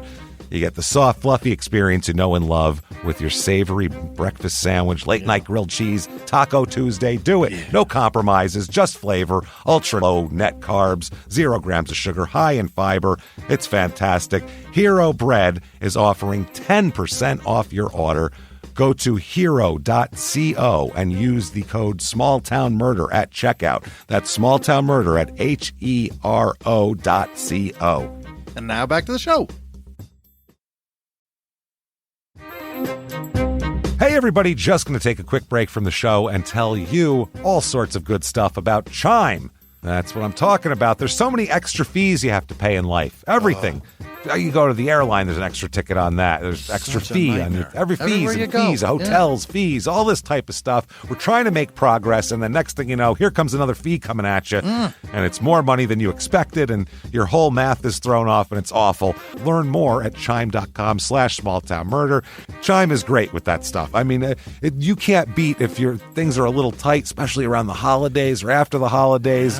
You need that money a couple days early, or you go grocery shopping. You got a car payment due. There's so many things that don't cross over exactly how you want them to cross over. Make progress toward a better financial future with Chime. Open your account in 2 minutes at chime.com/smalltownmurder. That's chime.com/smalltownmurder. Feels like progress. Banking services and debit cards provided by Bancorp Bank N.A. or Stride Bank N.A., members FDIC. Spot me eligibility requirements and overdraft limits apply. Boosts are available to eligible Chime members enrolled in Spot Me and are subject to monthly limits. Timing depends on submission of payment file. Fees apply at out-of-network ATMs. And now back to the show. So she's a teenager. She's kind of a punk kind of kid. She's dyed hair and shit like that, and piercings, and that tattoo she gets early. She has a tattoo on her chest pretty early on when she's young. So she's kind of like she's not a preppy kid. She doesn't hang out with the preppy kids, and she's just kind of whatever. But she's still, everybody likes her. She's nice and all that sort of thing. She graduates high school in 2009. Now, September of 2012. Here, this is kind of a few months before we get started. She ends up talking to on Facebook this fucking social media. Yeah. God damn it. It's a problem. Yeah. On Facebook, she finds that Burke guy that she wanted to kiss when she was 10. Yeah. So this Burke dude says that, he's just on Facebook in 2012, like people were in 2012, and says that just somebody named Jordan started liking all of his pictures. And he's like, who the fuck is this? And he hadn't talked to her, and, they went to school there, but they lost touch. They weren't really friends anymore. They were in different social circles. He's kind of a rich, preppy kid at the time. Got it. But she wasn't. So, he's like, who is this? And then he clicks on it and he goes, oh, I remember that girl. I remember that name. And then he starts looking at her pictures and he's like, holy shit. Whoops-a-daisy. I blew it. He goes, wow. So now she's hot and he's interested. Yeah. And he said, quote, she's gorgeous. She really grew into herself. So he's like, she was gorgeous. She said, he was like, holy shit. Tug into Facebook. Yeah, it's fucking ridiculous. And of course, I don't know. Do girls get messages? Probably. Do women? Do you get messages from like guys you went to high school with that try to talk to you? Because girls do that. I have gotten a fuck ton of messages on Facebook from high school. Really? Oh my God. In the last fucking 4 years? Yeah, a lot. That's impressive. Weird since this has started. It's funny that people find you. Oh, look at that. Hey, how you doing, James? Yeah, you were really cool, right? Yeah. Okay. Still got weed? Interesting. Yeah. Funny, right? Yeah, I didn't care about me 5 years ago. I think I did a pretty good job distancing myself from them when I made fun of them all for going to their reunion. I'm never going to one of those ever. Yeah, I'm not going to hang out with those people. I think I got unfriended by a few. I hope, because I don't want to. If you listen to this and I went to high school with you, I don't want to see you unless you tattoo me. That's it. Well, yeah, if I liked you and just haven't talked to you, fine. But there's not a lot of those people out there, so who knows? Maybe. I don't want them. I'm not saying one guy, and he's my tattoo I want artist. very few people contacting me. It's the fewer especially people I know. Like I don't want strangers, fine, but people I know, I don't want to talk to you about what's been going on in your life. See those people? Oh God! So he's into her now. So they talk for a while, and he's like, "I'm going to school and I'm working. I'm doing this stuff." He's doing his life. He's a 21-year-old kid. He's doing all sorts of shit. She told him that, her life's going great. She's really turned it around since she's become an adult. She just bought a house on the river, and it's awesome. She said she's a loan officer at a bank, and she's been working really hard and working her way up in the bank and got a huge promotion, so she bought this big house. And he's like, cool, want to hang out? Obviously, because he's trying to hook up with this chick. So these meeting stories, by the way, are so much better pre-social media. They'll like bump into someone or trans encounter or two of them. But this was like, she was liking my pics, so I messaged her. And I was like, what's up? And then we like hooked up and shit. Like, that's a terrible, that's what you're going to tell your grandkids? I was like scrolling, looking at chicks, and like, she was just like fucking looked pretty hot. Like, there's a picture. That's what it is. You could kind of see her ass in one of them. So I was like, what's up? And then she was like, nothing. And then we like, ate some Panda Express. And then here you are, you little fucker. It's a great story. Riveting. We watched a little Stranger Things. Yeah, you know. One thing fucking led to hooked another. her up and shit. And I was like, I don't want it to be like Handmaid's Tale neither, baby. You know what I'm saying? It's cool. And I left it in a raw dog. That's and it. welcome to the Boom, party, son. pow. Look at you. Little Tyler. All right. Little Truman. Boom. Little Truman coming at you. Jesus Christ. So, Welcome to the party, Thurman. Because I couldn't remember that movie. Thurman, I love it. The Thurman Wouldn't Show. that be great if he's like, I named him after that movie, The Thurman Show. Thurman Like, Show. it was The Truman Show. Fuck. Yeah. Is it? Fuck. It costs money to change it now, huh? Damn it. Fuck, I'm going to have to mail something. That would be my luck. Shit. So they meet at a mall at lunchtime.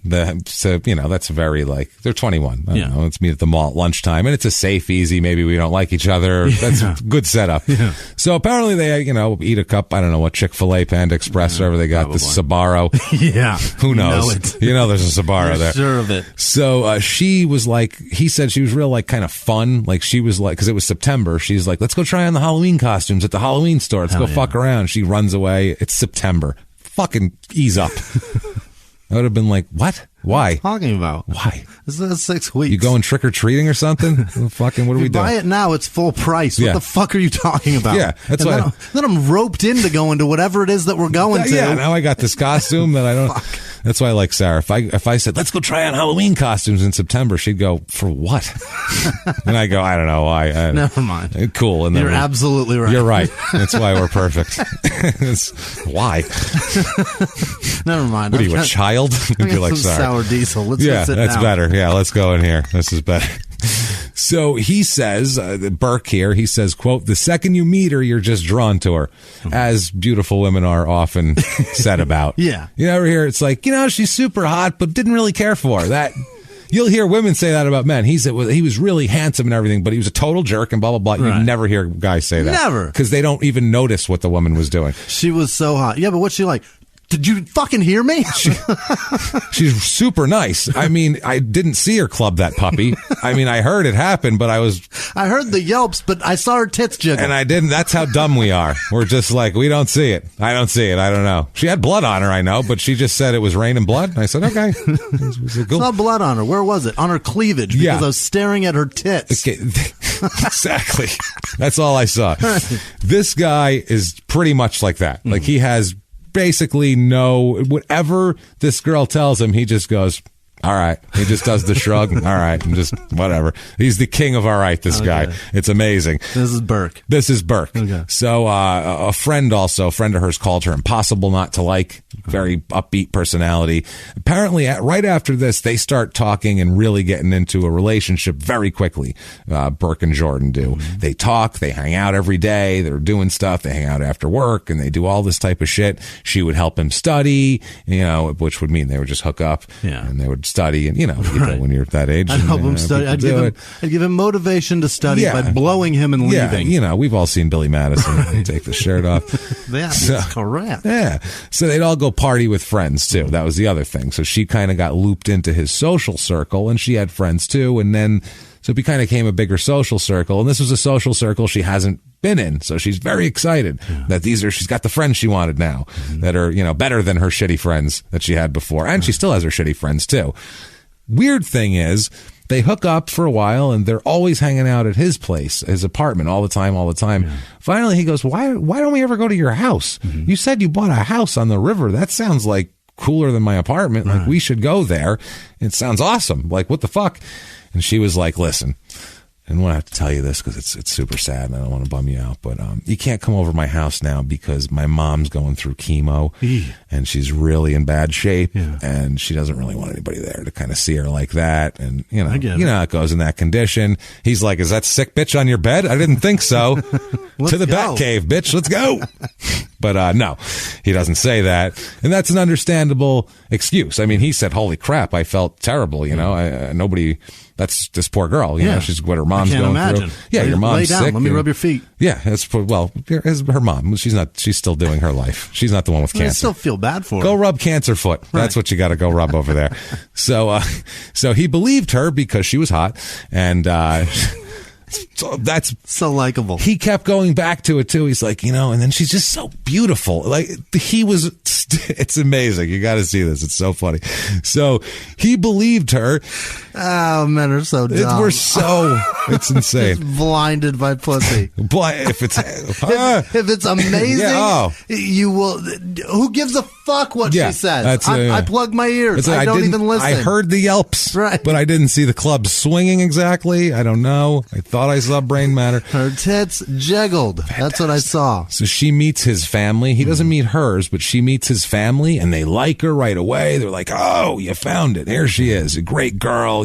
She says she's doing well, and she's a loan officer in the bank, and she's beautiful, and she's outgoing. This is terrific. So everything's going great. Finally, mid-October, around October 16th, October 17th, in that range, she finally invites him over to the house. The house, he pulls up, and he's like, this is like a place, This is amazing. No, it's really nice. It's like a retirement-ish area around this river. They're technically trailers, but they're not your typical trailers. Okay. It's weird. There's no foundation. Like I said, they're like manufactured homes, technically a trailer, but they're like extra huge and all hooked up. Yeah. His place has like a hot tub and a big patio, like with all outdoor shit and place. What I say? There's a outdoor thing, the whole deal. It's this sort of shit. It's a weird, like, she's like, what the fuck is going on here? Like, he's like, this is like a family. This is like where my family would live. It's a weird place for a 21-year-old to have her own place. A place. Yeah. It's not a typical trailer, not a shit bucket in sight is what I'm getting at here. And then he goes in, nice furniture, like leather couches and like not carpeting, like thick rugs. Like you buy like, nice ones. Yeah, like 21-year-old people usually don't go buy a Persian rug. Right. It's just it's an odd purchase for a kid. They don't think that. They go, there's a carpet on the floor. Fuck do I need a rug for? Right. Not your typical trailer. I need extra padding for my fucking bare feet. What's going on here? So it's a big deal. He's like, well, sweet. I mean, this is cool. It's weird that you have this, but that's cool. Outside, he sees that she has a Hummer, a BMW, a Porsche, a boat, a motorcycle, all these different vehicles. And he's like, there's like $300,000 worth of vehicles in the driveway, like in the garage. What the hell is going on? And so she says, how do you have all this money? You're 21. You couldn't have worked at the bank for that long. What's going on? Are you embezzling from the bank? Loan officers kill it. Just to yourself, you're loaning money to buy all this shit? I'm a loan officer, so I approved all this at a very low interest rate. It's fantastic. I can afford it. She tells him that her parents were divorced when she was very young, and their father wasn't around a lot when she was a kid, and has recently come back into her life and is now a millionaire. In the time that he disappeared into the time of now, he was a huge success and came into a bunch of money, and he feels terrible. They usually do. And she told him that he could never give her a good childhood, so now he gives her everything that he can. I'll give you the best adulthood? The best adulthood possible, because now I can afford it. Now I can do this, and I've turned my life around, and I'm going to share it with my beloved little girl, and I'm going to buy her a Porsche and a boat and a motorcycle for some reason. Burke didn't believe this shit. Well, he does all this, he hears all that, and she's like, okay. And so he says, but why did he buy you all this stuff? You don't even ride a motorcycle. And she says, well, the father gave her the money to buy the house, the furniture, everything, the cars, everything all came at once in a package deal from a guy who had to leave the country immediately to take care of his sick parents in Europe. Why is everybody's parents so sick? They're so sick. So they're so fucking ill. So it was a sudden illness with his parents, so he had to go to Europe and move back there and take care of them full time. And that was that. He had to sell all his shit immediately, done. And so we bought everything for a sick price package deal. Great. And he looks at her and watches her tits bounce and shrugs and says, all right. No. All right. What the fuck? That's cool. That's cool. Yeah. All right. Yeah. It makes sense. See how great. All right. See how great it is. So he just drops his zipper down and goes, so you're going to blow me here? So we're going, right now? Here? Or are we going in the hot tub? Which one? So. God, he's dumb. all of the friends start partying over there. Oh, this fuck. becomes party central. They all live in apartments. They're 21 years old. You live in a shit apartment with like a community pool. She's got a backyard with a hot tub and a big screen TV. 75-inch TV in 2012 was great. It's crazy. It's great now, but I mean, then insane now. Then it was rare. Yeah. Now it's they have them at Best Buy. They have them at Best Buy, and they're not out. They're less than $2,800. Not even, I don't think. Yeah, for they are they that much? Yeah. I don't know. My TV's not that big anymore. Well, the nice ones, like the top of the line Samsung's like $2,800. I don't shop for I don't shop for electronics much, apparently. But well, at Best Buy. Either way, here in 2012, that was a 75-inch flat screen is a huge deal back then. That's a lot of TV. Mm-hmm. So they all start partying. Also over there, they're drinking tons of booze. They're smoking tons of weed. They're doing shitloads of ecstasy every night. They're fucking partying down. I mean, there's always food, pizza flying around and everything. All paid for by Jordan. Really? Jordan is shelling out for it. No one ever gives any money. She just gives money to people. Go get drugs. Wow. Go get booze. Go get fucking pizza. Go get weed. Go get whatever. And they come back with it. He talks about Burke said she bought $3,000 worth of ecstasy at one time. What? So she handed somebody $3,000 in cash and they got ecstasy for her. Took a Glad bag of fucking ecstasy pills. That's a shitload of ecstasy. And that was just for the parties. That's for everybody. For everybody. That was community ecstasy. But she had all this cash to throw away. Probably like a tube sock full. But it's still a lot. It's a lot of ecstasy. You could probably, that's a really good party. That's going to be quite the party come 3 a.m. Let me say that. Whoa. Shit is popping. Yeah. So her friends, all of her friends say they basically lived there. Uh-huh. They were all just basically crashing there all the time, in a certain amount. Everybody crashed there a couple days a week at least. It was one of those things. You'd be too fucked up to leave and you just hang out. Burke moved in, actually moved in. Well, because he's dumb as fuck. Yeah, and he's like, all right, this sounds like a good thing.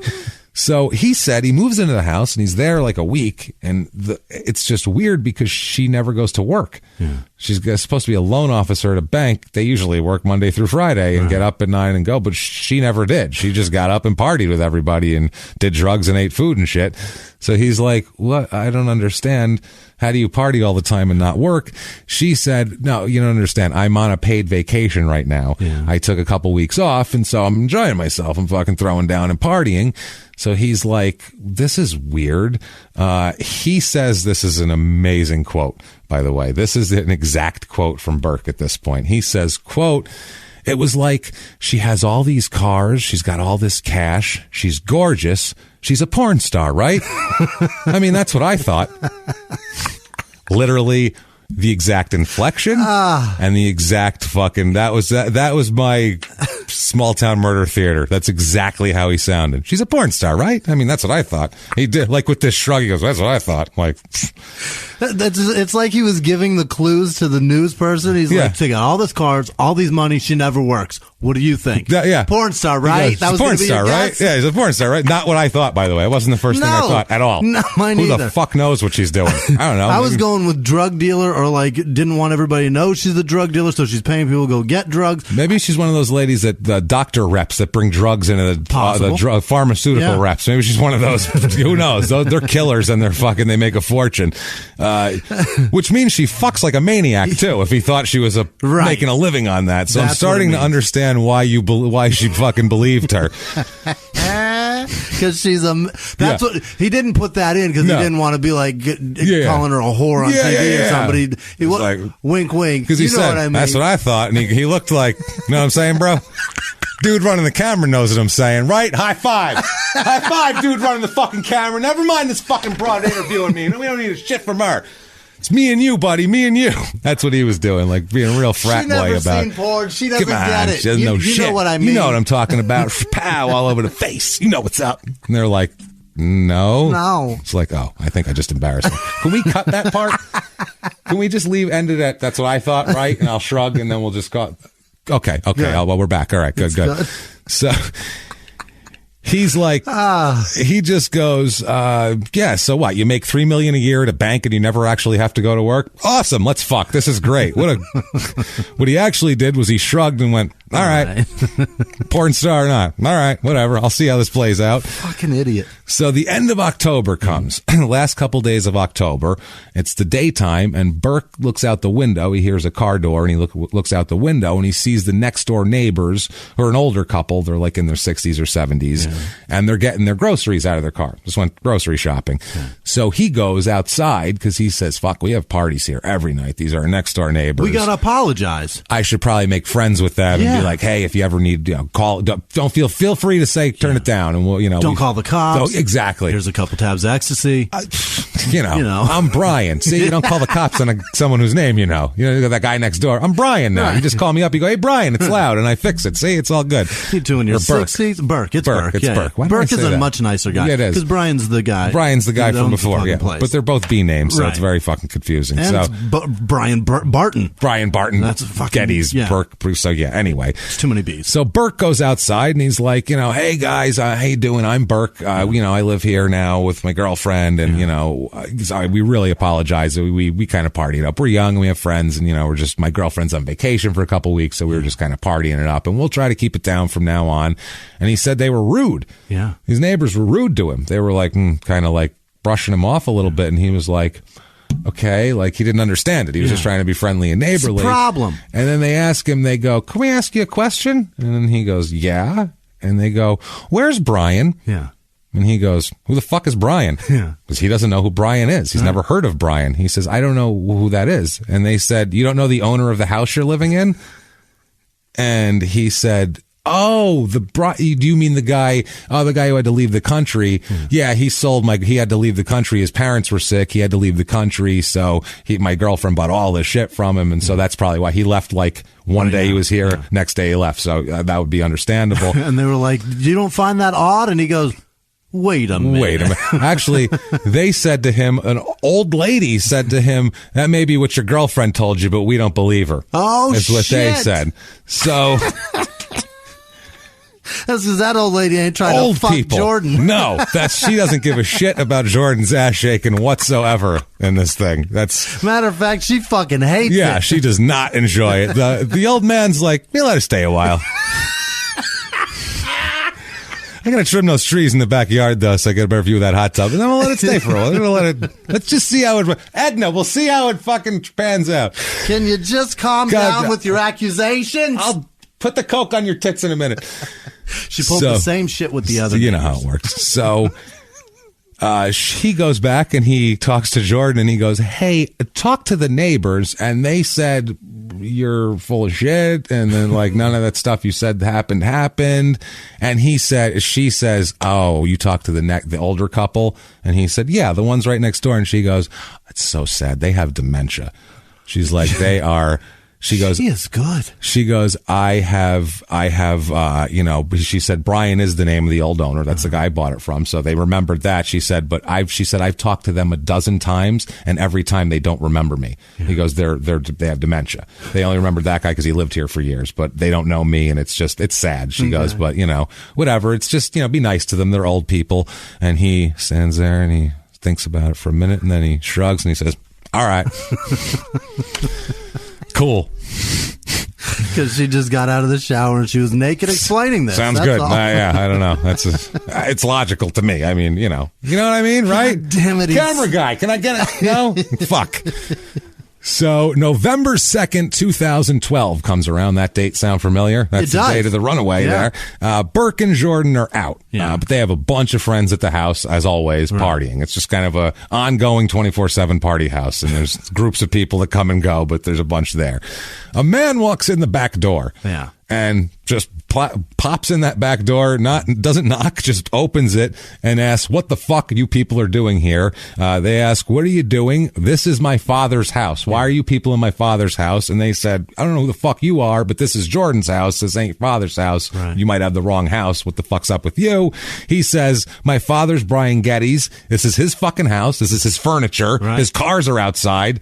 He lives here, and I haven't heard from him. Where the fuck is he, and who the hell are you people? Yeah. So they say, the kids are like, I don't fucking know. Yeah. They're a bunch of shoulder shrugging going on. A lot of dicks popped out of mouths for explanations. What's that? Okay. Ecstasy pills everywhere. So he sees he's not getting anywhere, so he leaves. Yeah. They just hear it's Jordan's house, so he takes off because he doesn't know what's going on, and he doesn't want to assume something, and so he takes off. He asks everybody. He calls the sister and says, "What the fuck's going on?" Now he's told that his dad was in jackpot to celebrate his birthday, the same as everybody else. So he leaves, calls the sister, tells her there's a bunch of kids at dad's house, and some young chick was driving his fucking car. Yeah. Because just as he's leaving, Jordan's pulling in his car. So she's like, "What's up with that?" Now Jordan, the friends tell her some guy came, burst in the house and said that, this is not your house and all this type of shit. And she said that her friends all said that Jordan got real scared and everything, but didn't want to go to the cops. Okay. And the friends don't get it. They're like, "What the fuck's going on? Why won't you go to the cops? Because there's ecstasy everywhere. What's happening?" And she's like, "I can't." And she's like, "There's stuff you don't know." So why is she at this fucking house? That's basically, the question. We've established this is Brian's house, and why is she fucking there? Well, they met in mid-August, apparently. He has a dog, and he's walking the dog near on the walking trail near his house. There's a trail that goes down the river and all that. It's a nice place to live. Yeah. So he was walking the dog, and she was also walking on this trail, probably because she doesn't have a car. Right. She's probably using it literally as a shortcut. She's getting home because she doesn't. Yeah, seriously. And so they walked by and had talked to. She had pet his dog. She likes dogs, as we'll find out later on. Who the fuck doesn't? How do you not? They're amazing. They're great. They fucking love you. So she was petting the dog, and they were talking, and he said, "Yeah, no, I live here. Yeah, I live right there." It was like near his house. "I live in this house over here. You do live in the neighborhood." Like he was trying to be friendly. He's very friendly and neighborly, and she's a super attractive 21-year-old girl, and he's a 49 at the time-year-old guy, edging on 50 with a lot of money in the bank. Sure. So he's like, "Can I pull this off?" She's talking to me. Can I do it? Can I do this? I don't know. She likes the dog. I don't know.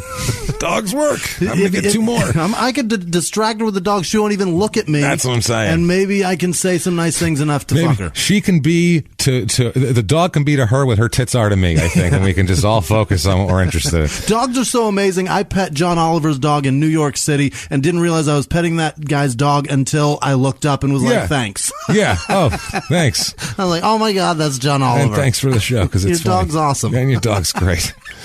So, Brian then, apparently, about a week went by, and then Brian tells his daughter later on that Jordan showed up one night just out of nowhere, just showed up knocking on his door. Yeah. He opened the door, it was an evening, and there she was. This was a few days after they met. She was covered in blood, and she said that her boyfriend just hit her and kicked her out of her place. She lives close by, out of this apartment, and the boyfriend just beat her up and threw her out, and she just has nowhere to go, and she's covered in blood, and she just remembered that he was there, and that, that house was there, and and that he seemed like a nice person. She doesn't know where to go, and she needs help. Damsel in distress. Damsel in distress, which to this guy, he's like, "This is my thing." Fuck yes. Fuck yeah. And he's a nice guy. And this is not even for whatever sexual purposes or anything. He's also a nice guy. Yeah. And he took her right in. He called the police right away. "Oh my God, we have to call the police. We have to get you help and, get you medical attention." And he was very much like going into like a fatherly role at this point, and offered her at this point a place to stay, which is, who knows what the intentions are, but I'm a nice guy. Mm-hmm. I'll give this girl a place to stay. And who knows? Maybe she'll want to fuck me. I mean, maybe not. She doesn't have to. If she doesn't, whatever. She's not going to take a shower in here at some point. But, I'm going to know she's naked in a room somewhere. And that's going to make me feel good about myself. Great. So yeah, he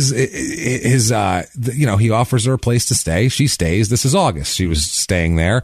His kids came over. His son that came in and burst in the house, his daughter Megan, came, and they met her. They said she was there when they came over. Brian and Jordan were out back smoking cigarettes, hanging out together. And the kids were like, "Dude," like the daughter was like, "Dad, come on. She's too young for you. This is weird. That girl is extremely young. She's way younger she's half my age, basically, for Christ's sake. She's too young for you. You're 50. Come on, man. Like, I know that you want to whatever, but this is not going to work out. To stay away." And he says, "We're not dating at all." He says, "She came over. She pays me rent.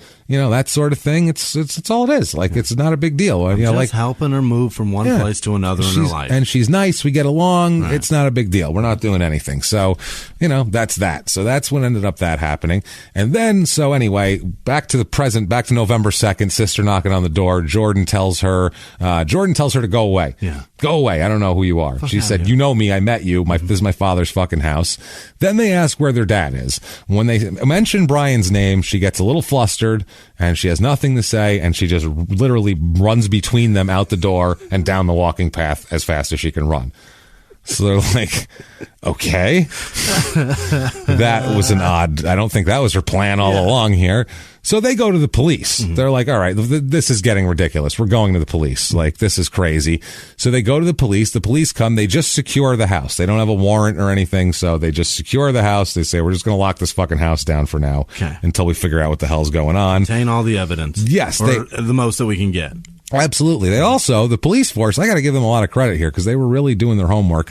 They actually called every casino in Jackpot, every hospital in Jackpot, all the hotels to make sure that Brian has not been checked in there recently. Because just to make sure that story, you got to discount the stories. Absolutely. So that's the story they heard that the daughter said, this is the only story I have. And they said, Brian has not been in Jackpot in the last month at all. There's no... If he has, he didn't check in anywhere. He didn't stay anywhere. No one's ever heard of him. That was either a really long bunch of phone calls or it took 20 minutes. That's what I mean. That's probably not a lot. But if you stayed in a place like Jackpot for a month and you were slinging money around, everyone would remember you. Absolutely. You would be that's that great guy from Idaho. Yeah, he's great. When's he coming back? Because no one else has any money. So, she runs out. They check everything, and they search the area for Jordan. They're like, she's on foot, so she's not going to get too far. They search around. They end up saying, you know what, let's take a chance here because we don't know where Brian's cell phone is. Let's see where his cell phone is. Let's trace it and see where the pings go. So it ends up being traced to a Walmart that's like right up the road from this area here, and it's in there. So the police officers circle around. They're looking for Brian because they think maybe Brian's got the phone. What they end up finding though is Jordan with Brian's phone hiding in a car in the Walmart parking lot. Oh, Jesus. And the police, when they came over to the car, she tried to act like she didn't hear him. She was like, oh no, I'm just like, she was like not a person who was wanted by the police. She tried to act real casual about it. Playing Candy Crush on the phone. And she's like, what? No, I don't want any cookies or candy bars. Quit ignoring that phone call. That's us. That's dickhead. That's We're us. calling you. Yeah, stupid. So she's hiding in a car in a Walmart parking lot, which is not a glamorous end to your criminal reign here. So the cops talk to her. And they tell her that she tells them a simple story. She says, I live in the house. Yeah. He says I could move in. I had nowhere to go. I came to his house. She said, you could move in. It's beneficial to him. He wants to travel more. He said he was tired of working every day. He wants to travel more. And she's there so she can take care of his dog.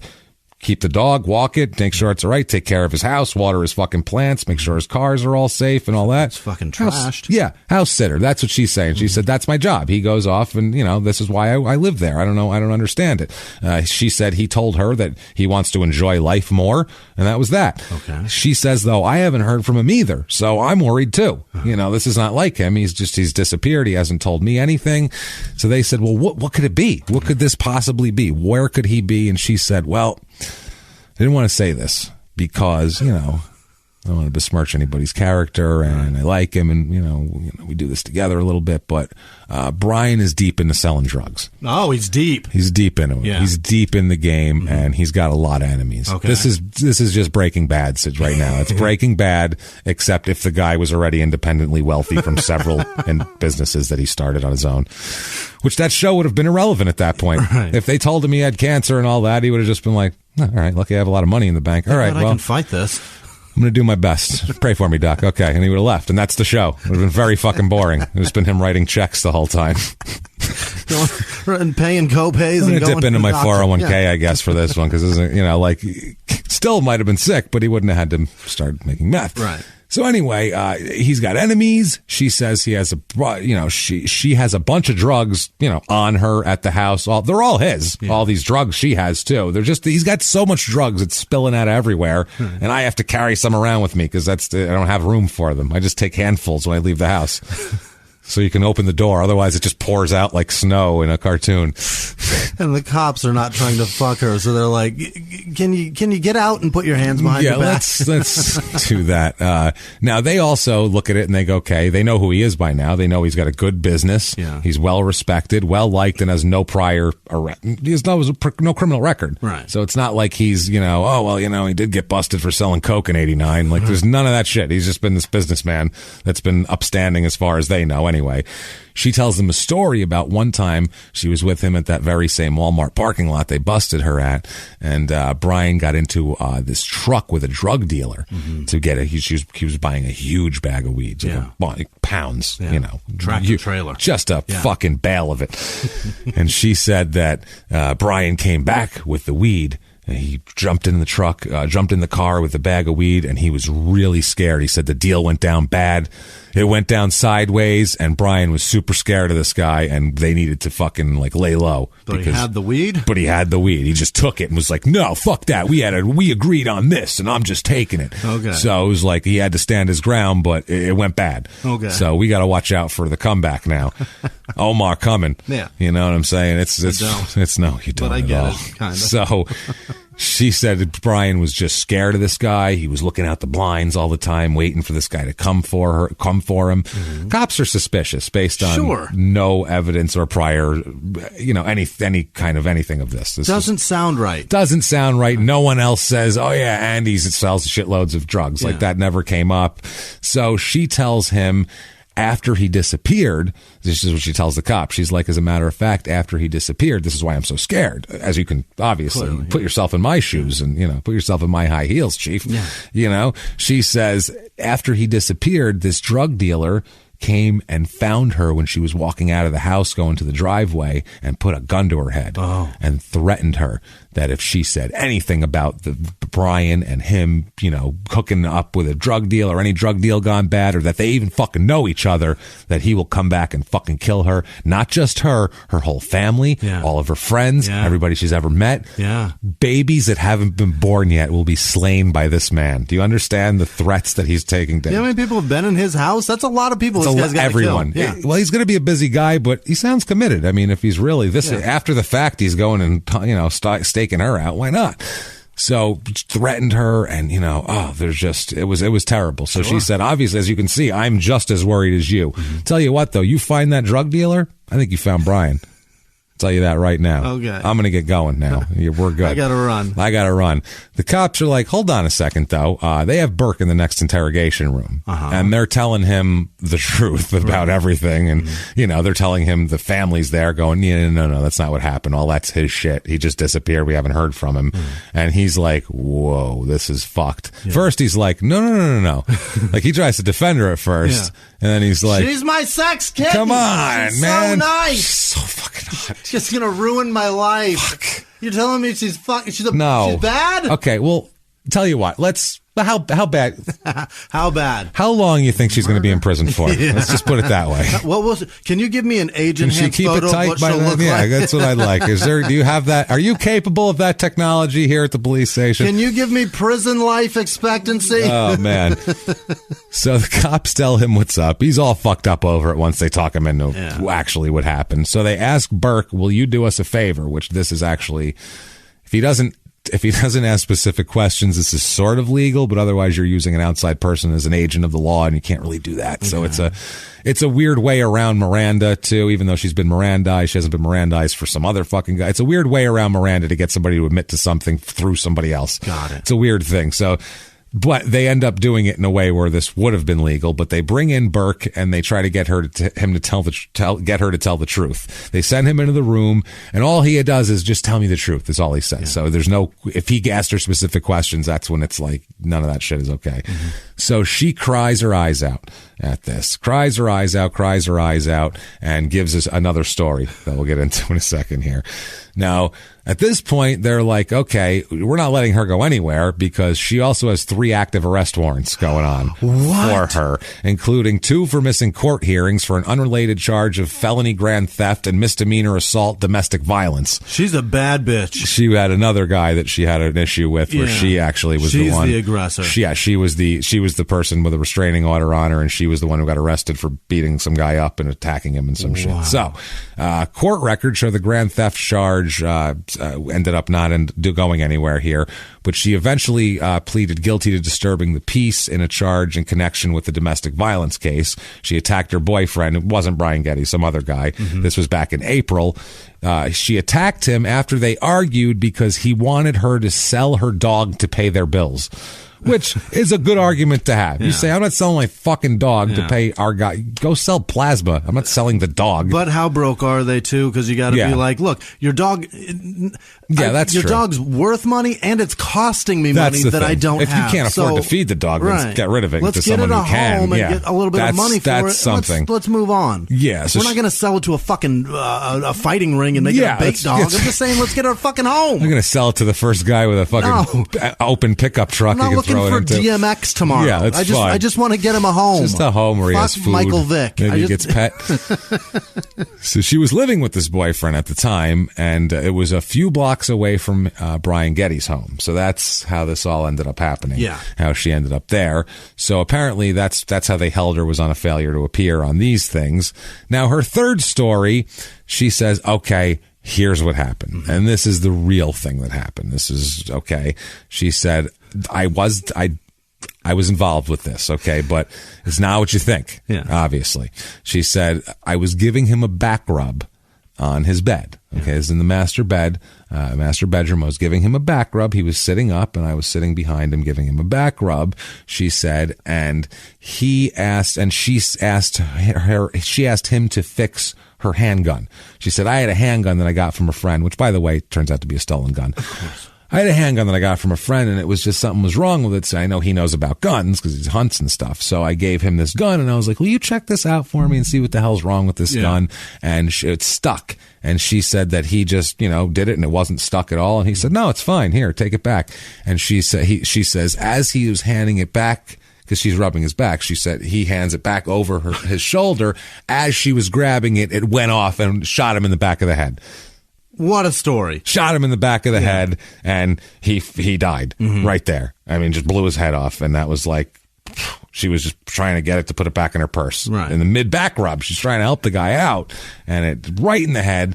She said she freaked out. Yeah. Freaked out. She said, I didn't know what to do, so I sat here for a minute, and then I went to Walmart, and then they have the security footage and everything of what she did at Walmart. Well, at Walmart, which most people do, if you accidentally shoot someone in the head, you don't call 911. I need bags and lime. Well, no, you need makeup and clothes and shit like that. Because that's what shopping. She bought like a bunch of bras and some clothes and a bunch of makeup and like some shampoo and shit. Like that's what she bought. Jesus. That's what she went to buy. Oh, and also a tarp also, because you're going to need that too. Yeah. So, maybe she was to not look suspicious. How much makeup are you putting on that you need a tarp? Come on, lady. Jesus. Don't use the sprayer, and maybe you won't need the tarp. So, but she, I feel like maybe she did that to try to make it look more normal. Yeah. Like, I'm buying a bunch of stuff. Oh, I need that tarp for that thing and out back. Tarp. And my makeup and stuff. Yeah. Normal Walmart shit, Deodorant, razors, and a shovel. That's what I'm thinking. But she told the police that she just felt awful and just wanted to make herself feel good. So she bought things that made herself feel good because she felt so bad. So she said she went home and she rolled him up in a comforter and then rolled the comforter up in a tarp. And she said she took him and she put him under the trailer. What? And that's where he still is. What? So she tells them that. So she tells them, it's beneath how there's a skirting on the bottom of the trailer, the one that's like a stable one, like a non-trashy trailer. She just tucked him behind that shit? She tucked him behind the skirt. They opened up the skirt. There he was. Wow. Right there. Been there for weeks. How many people? What? How many people have been in that house? Oh, my God. Fucking partying it up, all that. He's been buried there the entire Burke's time. Been banging her in there? Right. Well, it's worse. Oh, wait to hear about the master bed. We'll talk about that in a second here. So they go here. They do find a deceased male under the house, like she said, which normally people don't tell you that's where a body is, and it's not. Right. They found a body, but the decomposition was so bad at this point that they couldn't identify him, even though it's obviously really him. They still had to do the dental records and all that shit. So they also search the rest of the house. They find the murder weapon, the gun, under the bed in the master bedroom. Still, same gun, which turns out to be stolen, obviously. And there is blood seeped through the mattress and box spring. She just flipped the fucking mattress, and then it seeped into the box spring from there. So there's like a clean side on top, but the other shit at the mattress, you can see it like on the side. On a blood stain. Burke was fucking her on brains. Unbelievable. Disgusting. So, all right, this is the consequences of not paying attention. What a dipshit Burke is. Jesus Christ. So, see how powerful pussy is? How dumb we are. It's not.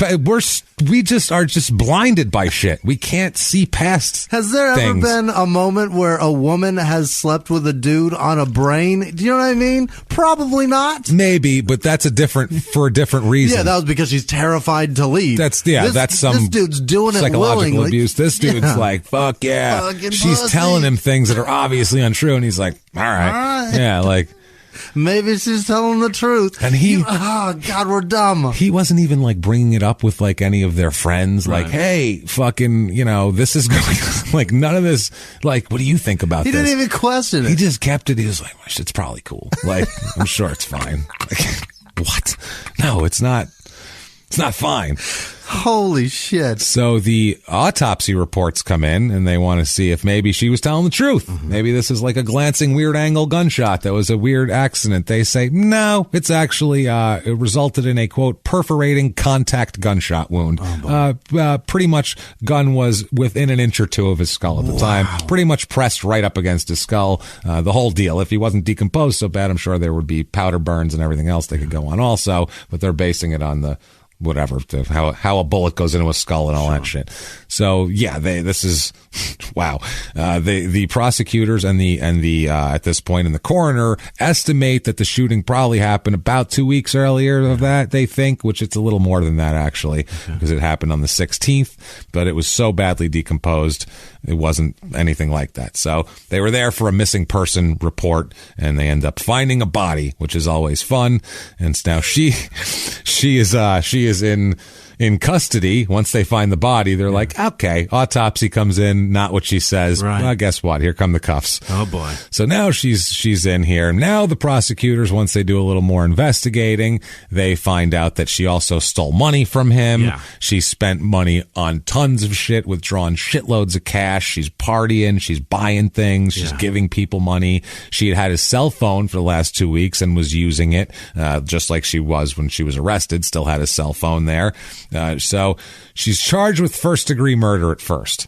Okay, that's right away. They say first-degree murder. Now, in addition to first-degree murder, she's also going to be charged with a couple of other things like robbery and theft. Yeah. And these thieved items include her Brian's car, home, phone, money, personal. They're saying, well, yeah, you stole all that. Yeah, just the commission of murdering. Yeah. She took his life and then fucking took his life. That's what I mean. Yeah, just because she didn't physically take the house and put it somewhere else, she took possession of all of his shit. So it's the same thing, and she drove his cars. So she's charged. So it's felony grand theft by possession of stolen property, and burglary, and also a shoplifting charge from an incident that happened in September in Boise Town Square, where she stole from some store. They brought that back at her. That she didn't appear in court for that either. Mm-hmm. So she makes her court appearance, and she's a mess in this appearance. She's a fucking mess. She looks like she's not hot anymore. No, she just looks like she's been crying a lot. She looks psychologically, she looks like she's been a mess. Like she looks like she's been through the fucking ringer. We'll put it that way. She's been in prison for a little bit. Yeah, like she's just not had a good run of things here. So family members of all of Brian's family was there, just at every court process. They're going to be there staring at the judge and make sure this shit sticks. So they originally charged her with the first degree murder, but the way things go, she ends up working a little deal here. She's originally held, obviously, without bond. She's appointed a public defender. So right away, if you're charged with first-degree murder and you're given a public defender, you're coming from a place of weakness in your negotiations at this point. You're working in the hole. Yeah, it's not great here. So as it goes through, she up to October of the next year, 2013, she ends up agreeing to plead guilty to second-degree murder. And in exchange for this, she will they'll dismiss all the other charges against her, the burglary and all that shit. And in second-degree murder, they'll make a deal with her, and it's a minimum. The second-degree murder has a range that starts at a minimum of 10 years, and then goes up to life.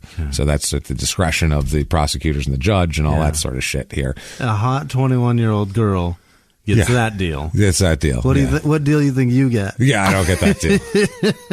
You think they even offer that to me? If you killed some 70-year-old lady and took all her shit, no, you're getting a fucking needle in your arm, period. That's it. There's no even debate. And everyone's like, good. Fuck 70. Yeah. A 49-year-old woman about to turn 50. I'd plug her in the back of the head and live her life as mine. I was just doing 30 years ahead of you. 30 years ahead of her is different. So...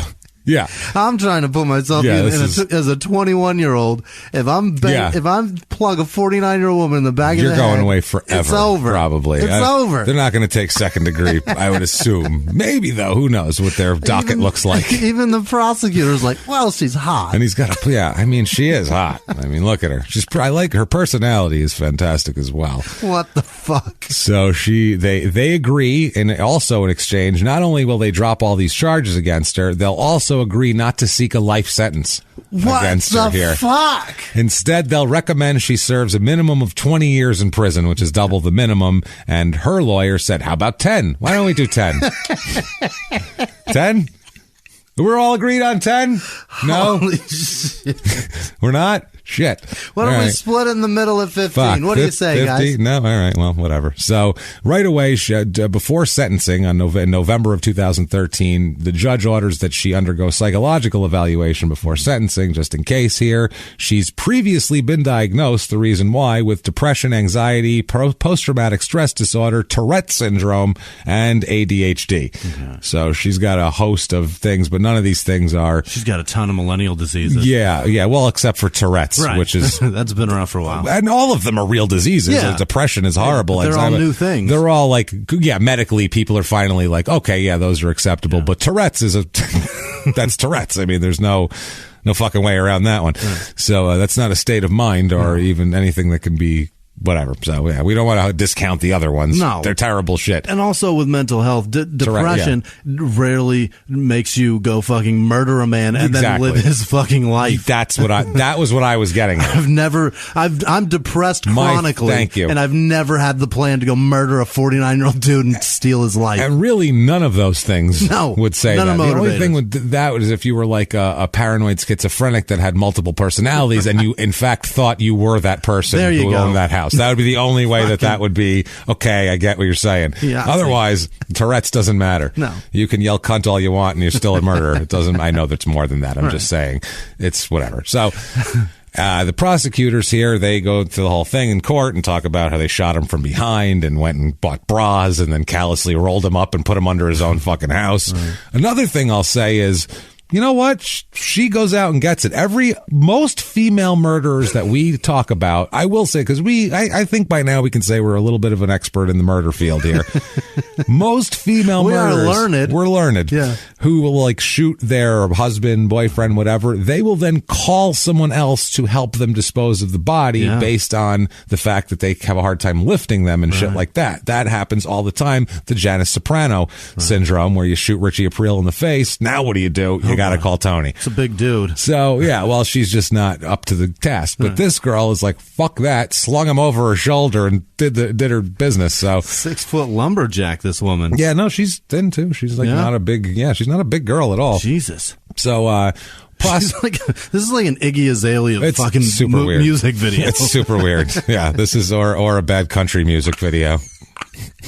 He cheated on her down at the honky tonk, and first she slashed his tires and did all that, and then she did it again. He did it again, so next thing you know, it's under the trailer with you. Absolutely. So the prosecutors here, they go through the whole thing. They talk about her stealing money and purchasing, just living a life like she's pretending she's living his life. Also, the way she talked to the victim's family to cover up the whole thing and everything. They go through the whole deal, and she speaks in court to the judge. She begs for forgiveness. She says that she's sick and disgusted with herself, and she feels horrible about everything, and she asks the Getty's family for forgiveness, and she feels terrible.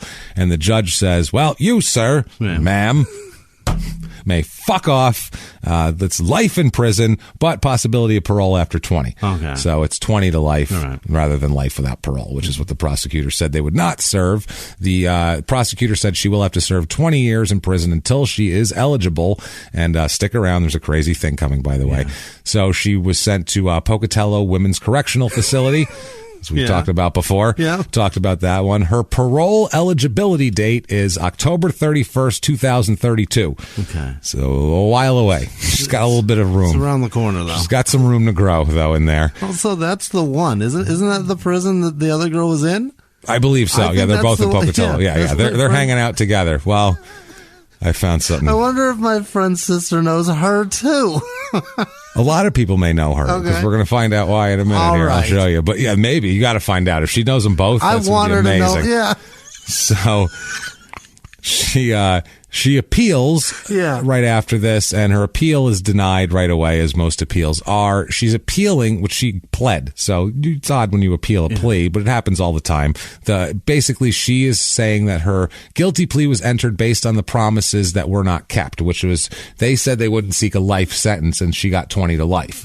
So they said, she said, what the fuck? That's not part of the deal. And they said, yeah, but we didn't say life without parole, which is what we were talking about, or even life with parole, because then you can't get parole for fucking 40 years. So 20 is better. Parole means you just have to do fucking well for 20 years, idiot. Yeah, it's not that hard. It's not that big of a deal. Go in there and you've learned your lesson. It's terrible. You've already admitted it, so it's not like you have to deny it. Go in there. I feel awful. Every day's been a fucking nightmare. I just want to get out and 20 make years of this shit. And then you fucking crying. They'll let you out. Yeah. Blah, blah, blah. I have nightmares every day. The brain's going all over the place.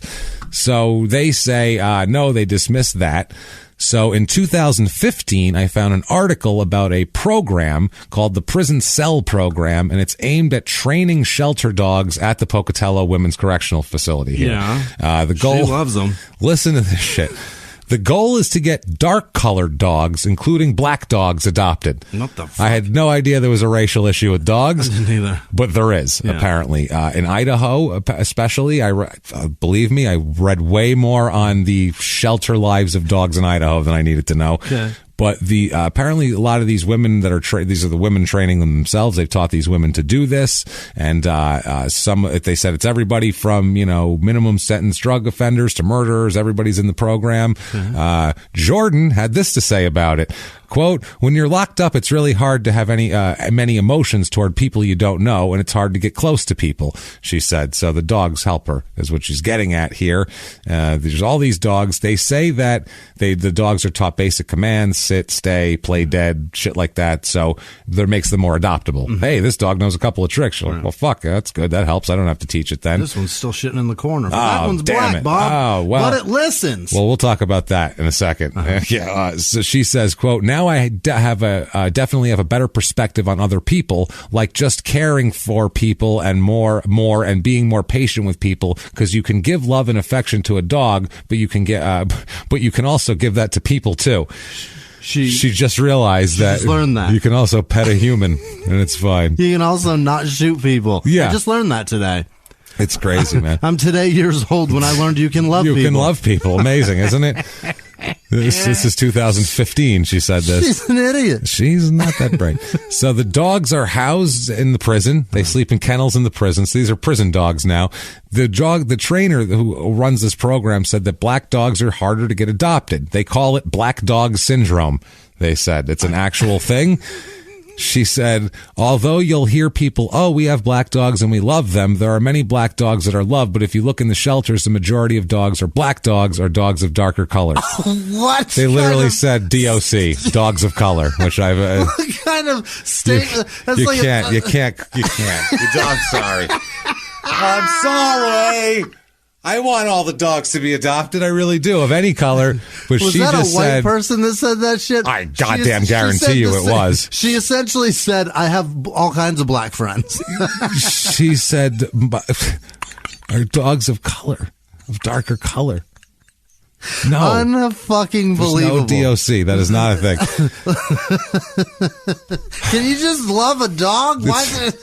But apparently they have to train darker colored dogs because they need to do better than the white dogs, apparently, to get to the same place is what it is. This is the craziest fucking fact I've ever heard. It's insane. She says the woman who runs the program, of course, the dogs are a win-win because they go from a shelter situation. They may have behavioral issues and need to be corrected to make them adoptable, and people get a dog that's had 8 weeks of training. So everybody wins. It's good for the prisoners. Everything's good.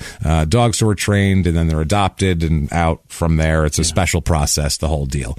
2017, Jordan has another appeal, and this is the appeal of her failed appeal. Yeah. And this is what she's going for, that they lied to her, and then she's also saying that the court erred in dismissing her other two claims for post conviction relief. And basically, the best way to explain this would be this is a shitload of boring legal stuff that's really based on the Idaho Supreme Court has held the reason requires the 21-day notice, but not the subsection, is because the subsection motion itself serves as a notice that the summary dismissal is being sought. Okay. Anybody give a fuck about that? No. Besides the lawyers that are listening, and even they're like, that's boring stuff that I wouldn't want to have to do the paperwork on. No one cares. So, in the end, they tell her to eat dicks, have fun. Back to dog training for you. Fuck off, basically. They said, even if we were to reverse the judgment of conviction and allow Shaver to respond to the state's, Jesus Christ, res judicata argument, that argument fails on the merits because Shaver's disproportionate sentence claim is the same claim that she raised in her Rule 35 motion. So put that in your pipe and smoke it. Deal with it. I got Mormons back to Scotland in the 1500s. I got fucking Notre Dame lumberjack people from, this is too much research this time. So I found something very interesting. Speaking of research. Okay. And I found Jordan here. And I found a little program called the Paper Dolls. Do you know what this is, Jimmy? No, but it sounds fucking horrible. The Paper Dolls is a... Well, you know what? Let's just read what's on their website. Right, let's read what's on their website. Quote, sometimes we make choices in life that are wrong, and the results are life-changing. That doesn't change how human we are, how we need to be loved and cared for, how we long for acceptance from other human beings. Everyone on this site is in prison, some for short periods of time and others for longer. These are real women with a real need for respect and dignity in a world that has taken most of that away from them. Some of these women have families outside, and some have no one to look forward to coming home to when they get out. Connections to friends in the outside world could make a difference when between the incentive to stay out and giving up in futility and going back to prison where they know they'll at least have their food and shelter taken care of. You can make a difference in someone's life and possibly change their future with your letters. There's no charge to write to Paper Doll participants, and it says you must write through this post office and blah, blah, blah, blah, blah. Got it. So, rule here, the site is intended to create a stable emotional and spiritual connections to people in the outside world for those who are apart from society for a while, not to mistreat women in any way. You must be 18 to enter the site, yada, yada, yada. Also, disclaimer, Paper Dolls makes no guarantees as to the claims of the women listed here. If you find any of the women listed on this site have made fraudulent claims, report them to the prison administration where they reside and email Paper Dolls with the information you have.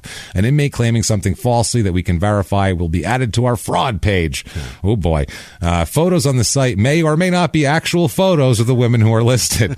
Some prisons have no facilities to permit photos, and the women have no accurate pictures of themselves to display with Paper Dolls. We do verify many of the photos provided with applications, but cannot check them all. Non-Christian affiliated based site, no claims about religious backgrounds or any of that shit, and Paper Dolls does not recommend sending money or other material goods to any inmates. Of course. Obviously there. And so, Jordan, I found her profile on here on the paper. God. Now, first of all, if you say this is sexist, you can go fuck yourself, because I have done countless male prison profile. When I find a person who's murdered someone on our show and then later on they're trying to pick people up from prison, I don't give a fuck. I'm just doing it because that's funny. Sorry. It's prison and it's funny.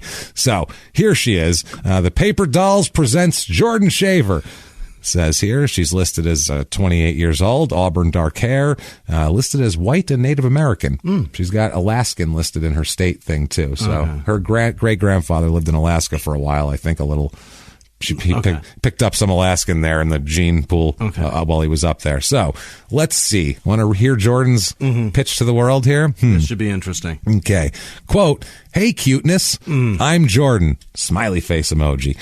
"If you're reading this, then you must have liked my pick. And if you liked my pick, you're already someone I'd love to hear from. I love animals and kind people. I love everything to do with getting dirty and having fun. If you can make me laugh, I promise I'll be your number one fan. I'm sweet and smart, and I value every relationship and every person. You will always see me sticking up for the underdog, especially if they're black." Or dogs of color. That's not in there. Just the underdog part is. Even in prison, she's going to stick up for people. Too many women nowadays focus only on themselves, gossip, and what you have to offer them. But I can tell you one thing that truly makes my heart smile is seeing others happy. Or buried under a trailer. Right. Yes, I'm tall, and I often get mistaken for a model, but I'll tell you a secret if you tell me one. It's one of my biggest insecurities. See what I mean? She's probably a sloucher. I didn't tell you anything yet, Sugar. Why are you divulging so much? She's going to put it out there as a little bait. Quote, "Okay, get on it, mister, and send me an email already on jpay.com with a reply stamp, pretty please, and I'll write back ASAP. Can't wait to hear from you." And then it has her information here. There. Now, Brian, stick around. We got something crazy coming up. That's not the crazy part that we're going to do here. Brian is finally put to rest and buried at the Cloverdale Memorial Park in Boise, Idaho. So that's good. At least he finally got under a trailer. Wasn't it's not. They dignifying said enough. So you know what? Let's move him. Let's move him. They said we can't take the grandkids here on Sunday to leave flowers. This isn't a good thing. They're gonna.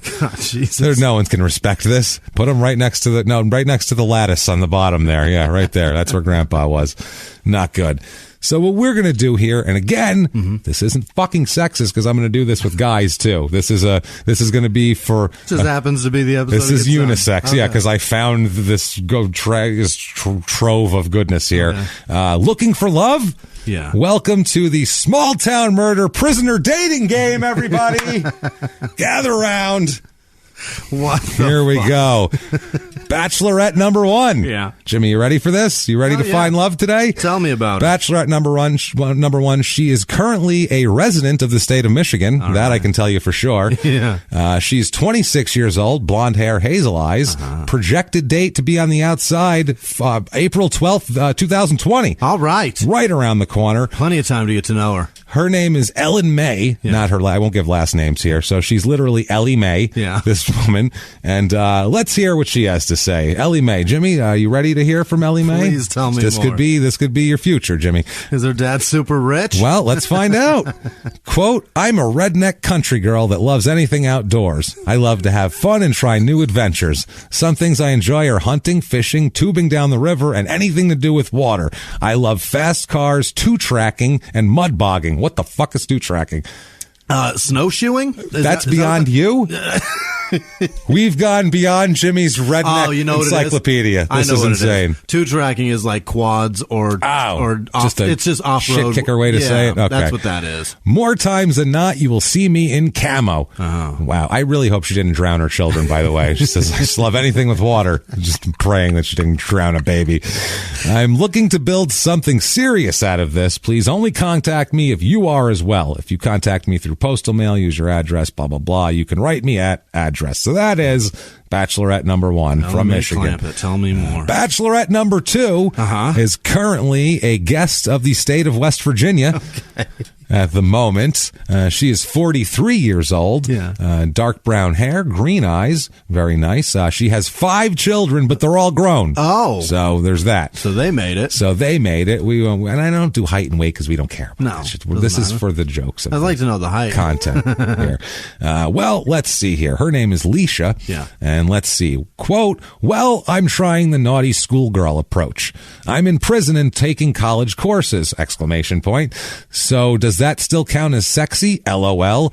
At least I'm studying to become a psychologist. Any other woman would just drive a man crazy. At least I can counsel you after I've driven you crazy. See, I also come with benefits. LOL. Oh my God. I love nature, the outdoors, and would love to hike the Appalachian Trail with someone who's just as crazy and open-minded as I am. I love to travel and see different states, although I haven't in a while. I haven't seen much. To be honest with you, it's been a while. West Virginia, I got to get the fuck out. Since I'm in prison, that'd be great. Quote, I enjoy sleeping under the stars. Well, that's a bummer if you're in prison. I mean, that ain't happening. Technically, everywhere you are, you're sleeping under the stars. You're not seeing them in jail. Yeah. And I would love to build my own tree house. Oh. What the she went from fucking, I'm going to counsel you after I drive you crazy, and then we're going to go out and build a tree house? What the fuck is wrong with this woman?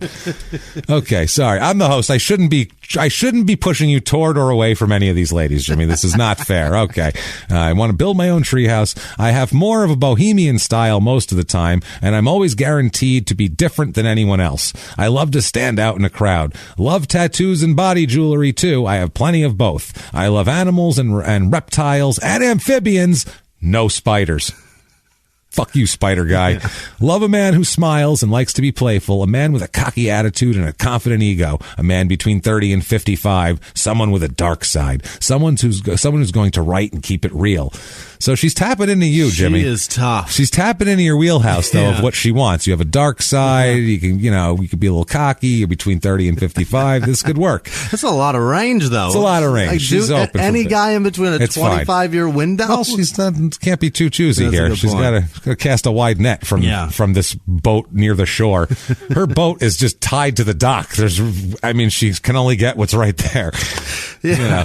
Bachelorette number 3 currently resides in the state of Florida. Oh. So Florida, we're going to Florida, Jimmy. You can meet her. She's a 31-year-old, naturally brown hair now has blonde on the ends, hazel eyes, 2 children for her, and she's never been married. Her name is Mattie, M-A-T-T-I-E, and let's see what she says. Quote, I'm an easygoing, non-judgmental person. I'm open to anything and everything. I will try anything once. I love the outdoors, like fishing, riding 4-wheelers, the beach, swimming. I like football. I'm a dirty girl. I like to do dirty things in different places. Holy shit. She just said, I love anal. Yeah. Just don't get me twisted. I respect myself. I'm just a freak. So just to let you know, I like role play. She says, I like to help people. I love music, all music. I love kids. I'm a real honest person who would like to communicate with someone who can keep it real with me at all times. Send me a thing through here. Please do not mention that you found me through the paper dolls for some reason. I don't know why. Don't tell me that you're a creep. So those are your choices, Jimmy. Bachelorette. Now, you know what? One more contestant tonight, Jimmy. You know what? I don't want. This is a resident of the state of Oregon here. She's 33 years old, brown hair, brown eyes, and she is single, no children, never had a child, never been married.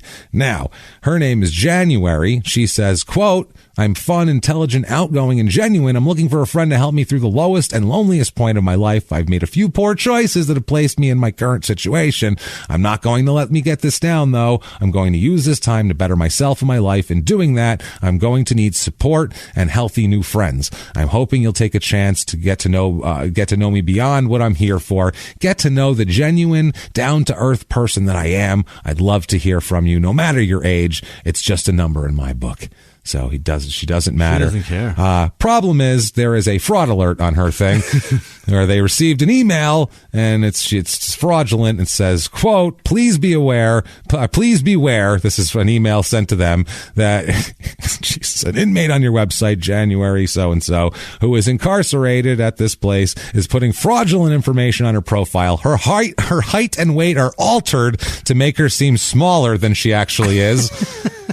And she has 2 children. Oh, no, you lying Just to bitch. let you know. Oh, you don't do that. I had a very bad experience with her, and all she wants is money. She frequently asked me for funds, claiming it was necessary for expenses, then asked me to hire a very expensive lawyer for her. Once I declined to support her financially anymore due to her abusive behavior toward me, she refused to talk to me.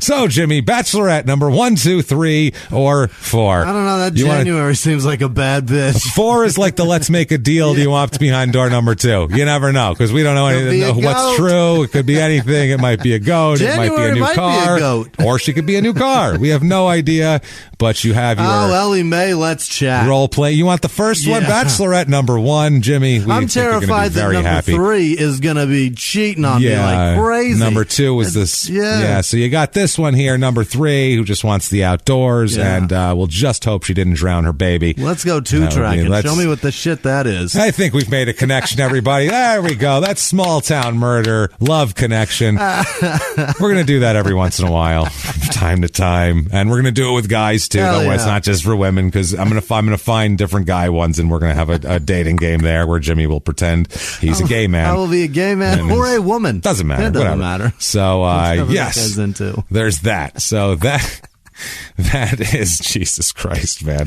That's Garden City, Idaho. Wow. The story of Jordan Shaver and 4 other ladies too, and Brian Geddes, and that's just a crazy story. It doesn't make any sense, man. Like the whole thing. We always talk about the dismount. Yeah. Like it's so important. Why? What was her plan? Like her plan was so nonsensical that you almost think it was accidental. Right. Like maybe she just shot him and then was like, fuck it, I'll just live here. Right. But then no, because that story's ridiculous and it was a contact. Like she just was like, I'm going to go in there, I'm going to shoot him, bury him under the house, and then I'll just fucking live a life. There you go. But like, how did she think that would last for 2 weeks? You can pull that off, right? Yeah. And then on the 3rd, 4th week, then people start asking questions, looking for or they show the fuck up. Yeah, that's what happens. They stay. What? They don't just take. Well, I guess Dad doesn't talk to me anymore. Right. No, there's that. Dad has millions of dollars. Right. They're going to stay close to Dad and get in that. Make sure they're in that fucking will. Absolutely. They're not going anywhere near from Dad. That's no insult to them. That's just logic of human nature. I'm sure they came up in the court, like the text messages and such. Oh yeah, we didn't talk much about that, but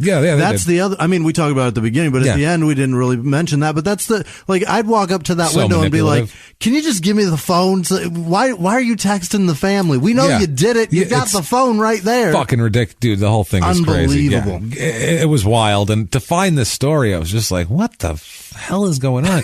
Because it's so rare. When I saw the story, I'm like, all right, 21-year-old chick shot a 50-year-old guy. I'm like, okay, so her boyfriend probably made her fucking she was probably an accomplice, and the boyfriend did it, because that's most of that time when you see under 25-year-old women shooting guys, it's usually as an accomplice to a boyfriend. Because she's in love with him. Yeah, it's a whatever. They got drug along, they got forced to help bury the body, or they lured a guy into somewhere. And then this one, I'm like, no. She popped a cap in his ass herself on her own, fucking wrapped his ass up and buried him. I'm like, that's interesting. That's some shocking shit. That's some shocking, interesting shit. So that's that story. Hope you enjoyed it. I really do hope you enjoyed it. If you did enjoy it, you know what you can do? Yeah. You can tell us about that. Yeah. Go to Apple Podcasts, your purple icon there, and give us 5 stars and tell us whatever you want. Doesn't really matter. It's not for our ego. Helps drive us up the charts. And whatever platform you listen to, if they allow reviews, God damn it, throw us whatever the good review is and do it, because it helps us business-wise. It really does. Makes a huge difference. Also, head to shutupandgivememurder.com. Get all your t-shirts. Get all your Pocket Robin t-shirts. Your dating game, small town murder date. No, we don't have t-shirts for that. But get your t-shirt there. There will be. I'm sure eventually. Get your t-shirts there. Get everything. And also get tickets to the live shows. Come to these shows. We're going to have so much fun. I'm telling you, we're going to have a blast. Imagine if you got to hear this story and see everything. Oh, forget it. Imagine if you got to see the profiles of the prisoners, if you got to see Jordan and Brian and Burke and all these people. How great would it be to see the comparison between hot Jordan and weird Burke? Yeah, and then that, and also, too, we put in tons of pictures that aren't part of the story that are jokes that go along with it. It's fucking funny. Get out your ass to a live show. Omaha, Kansas City, St. Louis, and Pittsburgh are sold out. Sorry about that, but they're smaller venues, and we've never been to those cities, so we said we're going to book. Well, we didn't say. Our agent said we're going to book. We asked for them. They said we're going to book smaller venues because we've never been to those markets. We don't know if we're going to sell in those markets, and apparently we're doing okay, and we'll probably be back in those markets. Any place that sells out in 2 days, we'll be back. Don't worry. Sorry, Cincinnati, except for you. Apparently, Cincinnati got gypped on this one. Well, they'll be back next time. We're sorry about that. We wanted to come to Cincinnati. It's just they wanted to get us in Cleveland, and Columbus, and you guys got fucked over. Sorry. Well, maybe you shouldn't be so close to Kentucky. I don't know what to tell you. I got to fly into Kentucky. That sulfur smell is something. That's an interesting thing. By the way, when we were in Cincinnati, I texted our friend who's a comedian. Yeah. He's from Cincinnati, and I go, "Is it me or does this town smell like sulfur?" And he goes, "Oh yeah, it takes some getting used to." Like there was no like, really? He said it just, "Oh yeah, it takes some getting used to." Like there was not even, "Oh definitely, yeah, you're gonna smell eggs." Yeah, it's gonna happen. He is in love with that. And city. He loves it. Yeah, absolutely loves it. You'll get used to it. It's cool. Just eat some of that chili, and it's fine. You won't even smell it anymore. It burns nose hairs, which helps you smell. You won't smell it over your diarrhea. It'll be perfect. You won't smell the eggs. It's fine. So yeah, get all your tickets for everything. It's going to be a blast. Honestly, do that and get on. Listen to Crime and Sports. Also, no Crime and Sports this week. Tuesday coming up. Listen. Tuesday, June 12th. Tuesday is an opportunity for you to listen to something else. Yeah, listen to back catalog that shit. There's plenty. Catch up. Check one of these out. Do whatever you got to do. But yeah, get all your tickets to that. Follow us on social media so you can know about things. A lot of people said, "Why did these shows sell out?" They emailed us, "Why did the show sell out? I didn't get a chance to get my tickets yet." And it's like, well, because you don't follow us on social media, and the tickets came out before we put a show out. So anyone who was on social media was there and saw it. So right now. Follow us there. Follow us at Murder Small on Twitter, at Smalltown Murder on Instagram, and at Smalltown Pod on Facebook. You can do all of that, or you can just email us, which is crimeandsports@gmail.com. As a matter of fact, you can use that for something else also. If you want to be a producer, one of these people we're going to gush about in just a moment here. These are our favorite people. We love them. There's nothing else we can say other than we worship the ground they walk on, because these people keep us in business, and they keep us human beings, and we love them. They've turned our life around. Yeah. So these people, if you want to be one, you can do that very easily. You can donate at patreon.com/crime and sports. Yeah. Patreon.com/crime and sports. I got a stroke there. Either that, or you can go over to PayPal and use that aforementioned email address, crimeandsports@gmail.com, to make a one-time donation. And goddamn it, do we appreciate every penny. And right now, we'd like to tell you exactly how much we appreciate that. Jimmy, bury me under the trailer with these names. This week's executive producers are Silky Jensen, Brian Bergman, Avasa Braith, Justin Miller, Jordan Bennett, Aaron Reisler, Bobby Brober, I think it's Brober, and Shell Luttrell. Thank you guys so much for everything. We really appreciate it. Someone named Silky sent us money? Silky, or Silk. That's awesome. Silky. That sounds like a Dave Chappelle character on the Chappelle Show. I like it I'm Silky Jensen.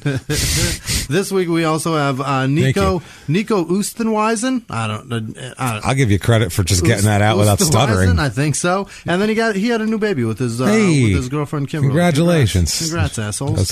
He had a new baby with the lady down the street who his wife doesn't know about. Some chick named Kimberly. Yeah. Reagan Shalkley, Ashley Vio, Gwendolyn Guthrie, Thomas Smith, Taryn Cox, Jesse Hartman, Casey Huffman, Stephanie with no last name, Mike Cole, Melissa Maestas, Mary Elizabeth, Kristen Tomlin, Sarah Poilert, hey, and maybe Lucky Foot Geckos, Liz Vasquez, happy birthday, Chelsea Morgan, Brian Price, Margaret Murphy, Jude Kendall, Nick Smith, Scott McDonald in France, he's coming to the Chicago show, awesome, Olivia Palermo Davis, Bethany Lamke, Cody Leversey, Shanna Bowden, Mariella Rosas, Robert Phelan, D. Hall, Peyton Meadows, Allison Davis, Jay Ringgold. Thanks, Jay. Hey, Jay Ringgold. Love you, brother. Stephanie Igoa, Caitlin Dotson, Richard Wenzel, Rachel Stora, Corey Knight. Happy birthday from Mama Wright, because she has like 19 names. I'm sorry. Thank you. It's tough. I'm not going to try to pronounce. And they're like Magdalena, and then it gets harder. And more complicated from there. Danielle Doan, Chris Brooks, Hunter Perry, Alex Rimersa, Haley Ellis, Sandy Workman, Ashley Wells, Steve Schnell. Thanks, Steve. Thanks, brother. Megan Bellin, Marcia Peterson, Mark Pearson the third. No, the second. Yeah, it's Mark Pearson the second. His Junior. kid did. Yeah, and he donated both ways. Thank you so much. Meredith Ottery also Sounds did that. so dirty when you say it. That. It does. Meredith Ottery donated both ways. Made a deposit in both sides of me. Joey Leshnak, Dana Hartshorn, Jason Michael Smith, Jorge Santos, Lauren Demeroff, Nicholas Kreider, Richard Hyman, I think. That's a tough one. You hope? After you said it? Yeah. Whitney Gregory, William Towns, Adrian Thomas. Thanks. She's the one up in San Francisco. Oh, Adrian. thanks. Amanda McConnell, Christopher Swenson, Benjamin Glover, Chelsea Morgan, Dustin Iakovisa. Yes, nice. Iacovc. Jolene Manupsolakin, I think. Sure. Tyler Gwill, Blythe Severa, Emily Friedman, Allison Morris, Terry Thomas. God damn it. Fucking Jimmy. Rebecca Segal, Allison Speltz. Yes. Sarah Darby, JT Ballum, Samantha Greisel, Melanie Gilbert, Randy with no last name, Lisa Lundo Stronder, yes, Strowander, Natalie Elrod, Jill Aspermonte, I think. Yeah.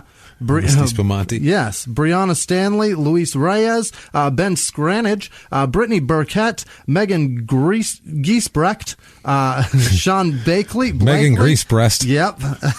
If you were like an 80s. Megan Greasy Breast. Yeah, if you were like in a Conan the Destroyer movie in like 1979, Megan Greasebreast in. Laura Zeems, Anne with no last name, Tamara Hemsworth, Natalie Heverin, Kayla Ginn Boatwright, Sam Neuendorf, Philip Van Steenberg, Jimmy DeSodals. What is that? Is that somebody making fun of me? Jimmy the Battling Bull. Yeah. Deborah Swinsky, Auntie Kika. Okay. Yes. Maria. No, it's just Marie. With no. God damn it. I'm really petering out. NJ Finch. It's dying fast. Amber Smith. Fifi McTaben in Arizona. And Bitchface Killer 666.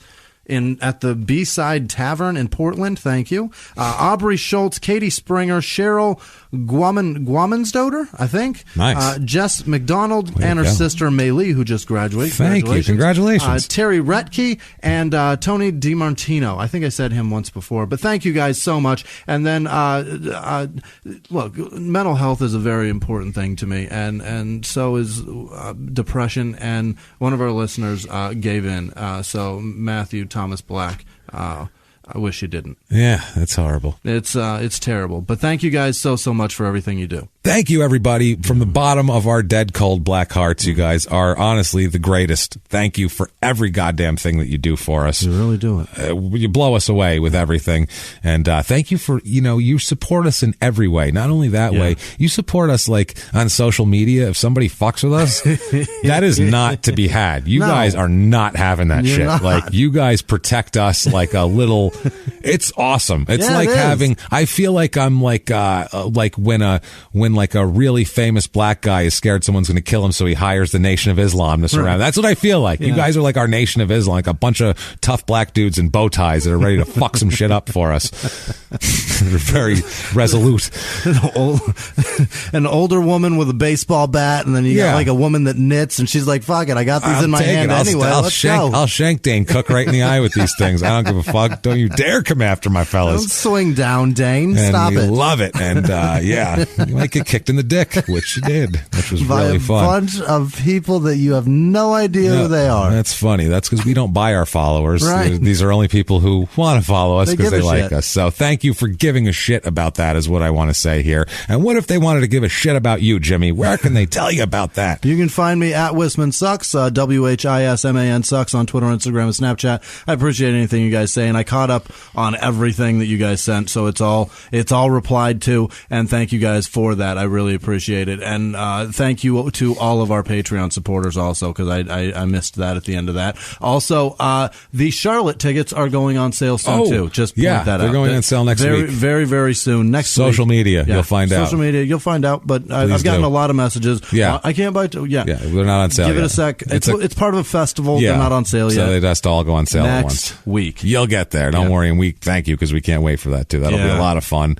And where can they find you? You can find me At Jimmie P is funny. Where can they defend your honor? Oh, defend my honor. At Jimmie P is funny, like you always do, you fucking awesome people. Yeah. Or you can just copy and paste my last name from the show description and find me that way, because let's face it, it's long and you don't want to spell that. Yeah. Come on, let's not be ridiculous here. But the honesty is that it's me and you and this audience against everybody else. Love it, man. And you guys are so fucking amazing to us, and we appreciate every ounce of support you give us, whether it's a donation or it's nice words or it's a tweet or it's telling friends. Thank you. Keep helping spread this show, and you guys, we're gonna win. This is fucking amazing. Thank you for being on the team. Is what we're getting at. Thank you very much here. We do appreciate that, and we will keep appreciating it each and every week. And until next week, everybody, it's been our pleasure. Bye.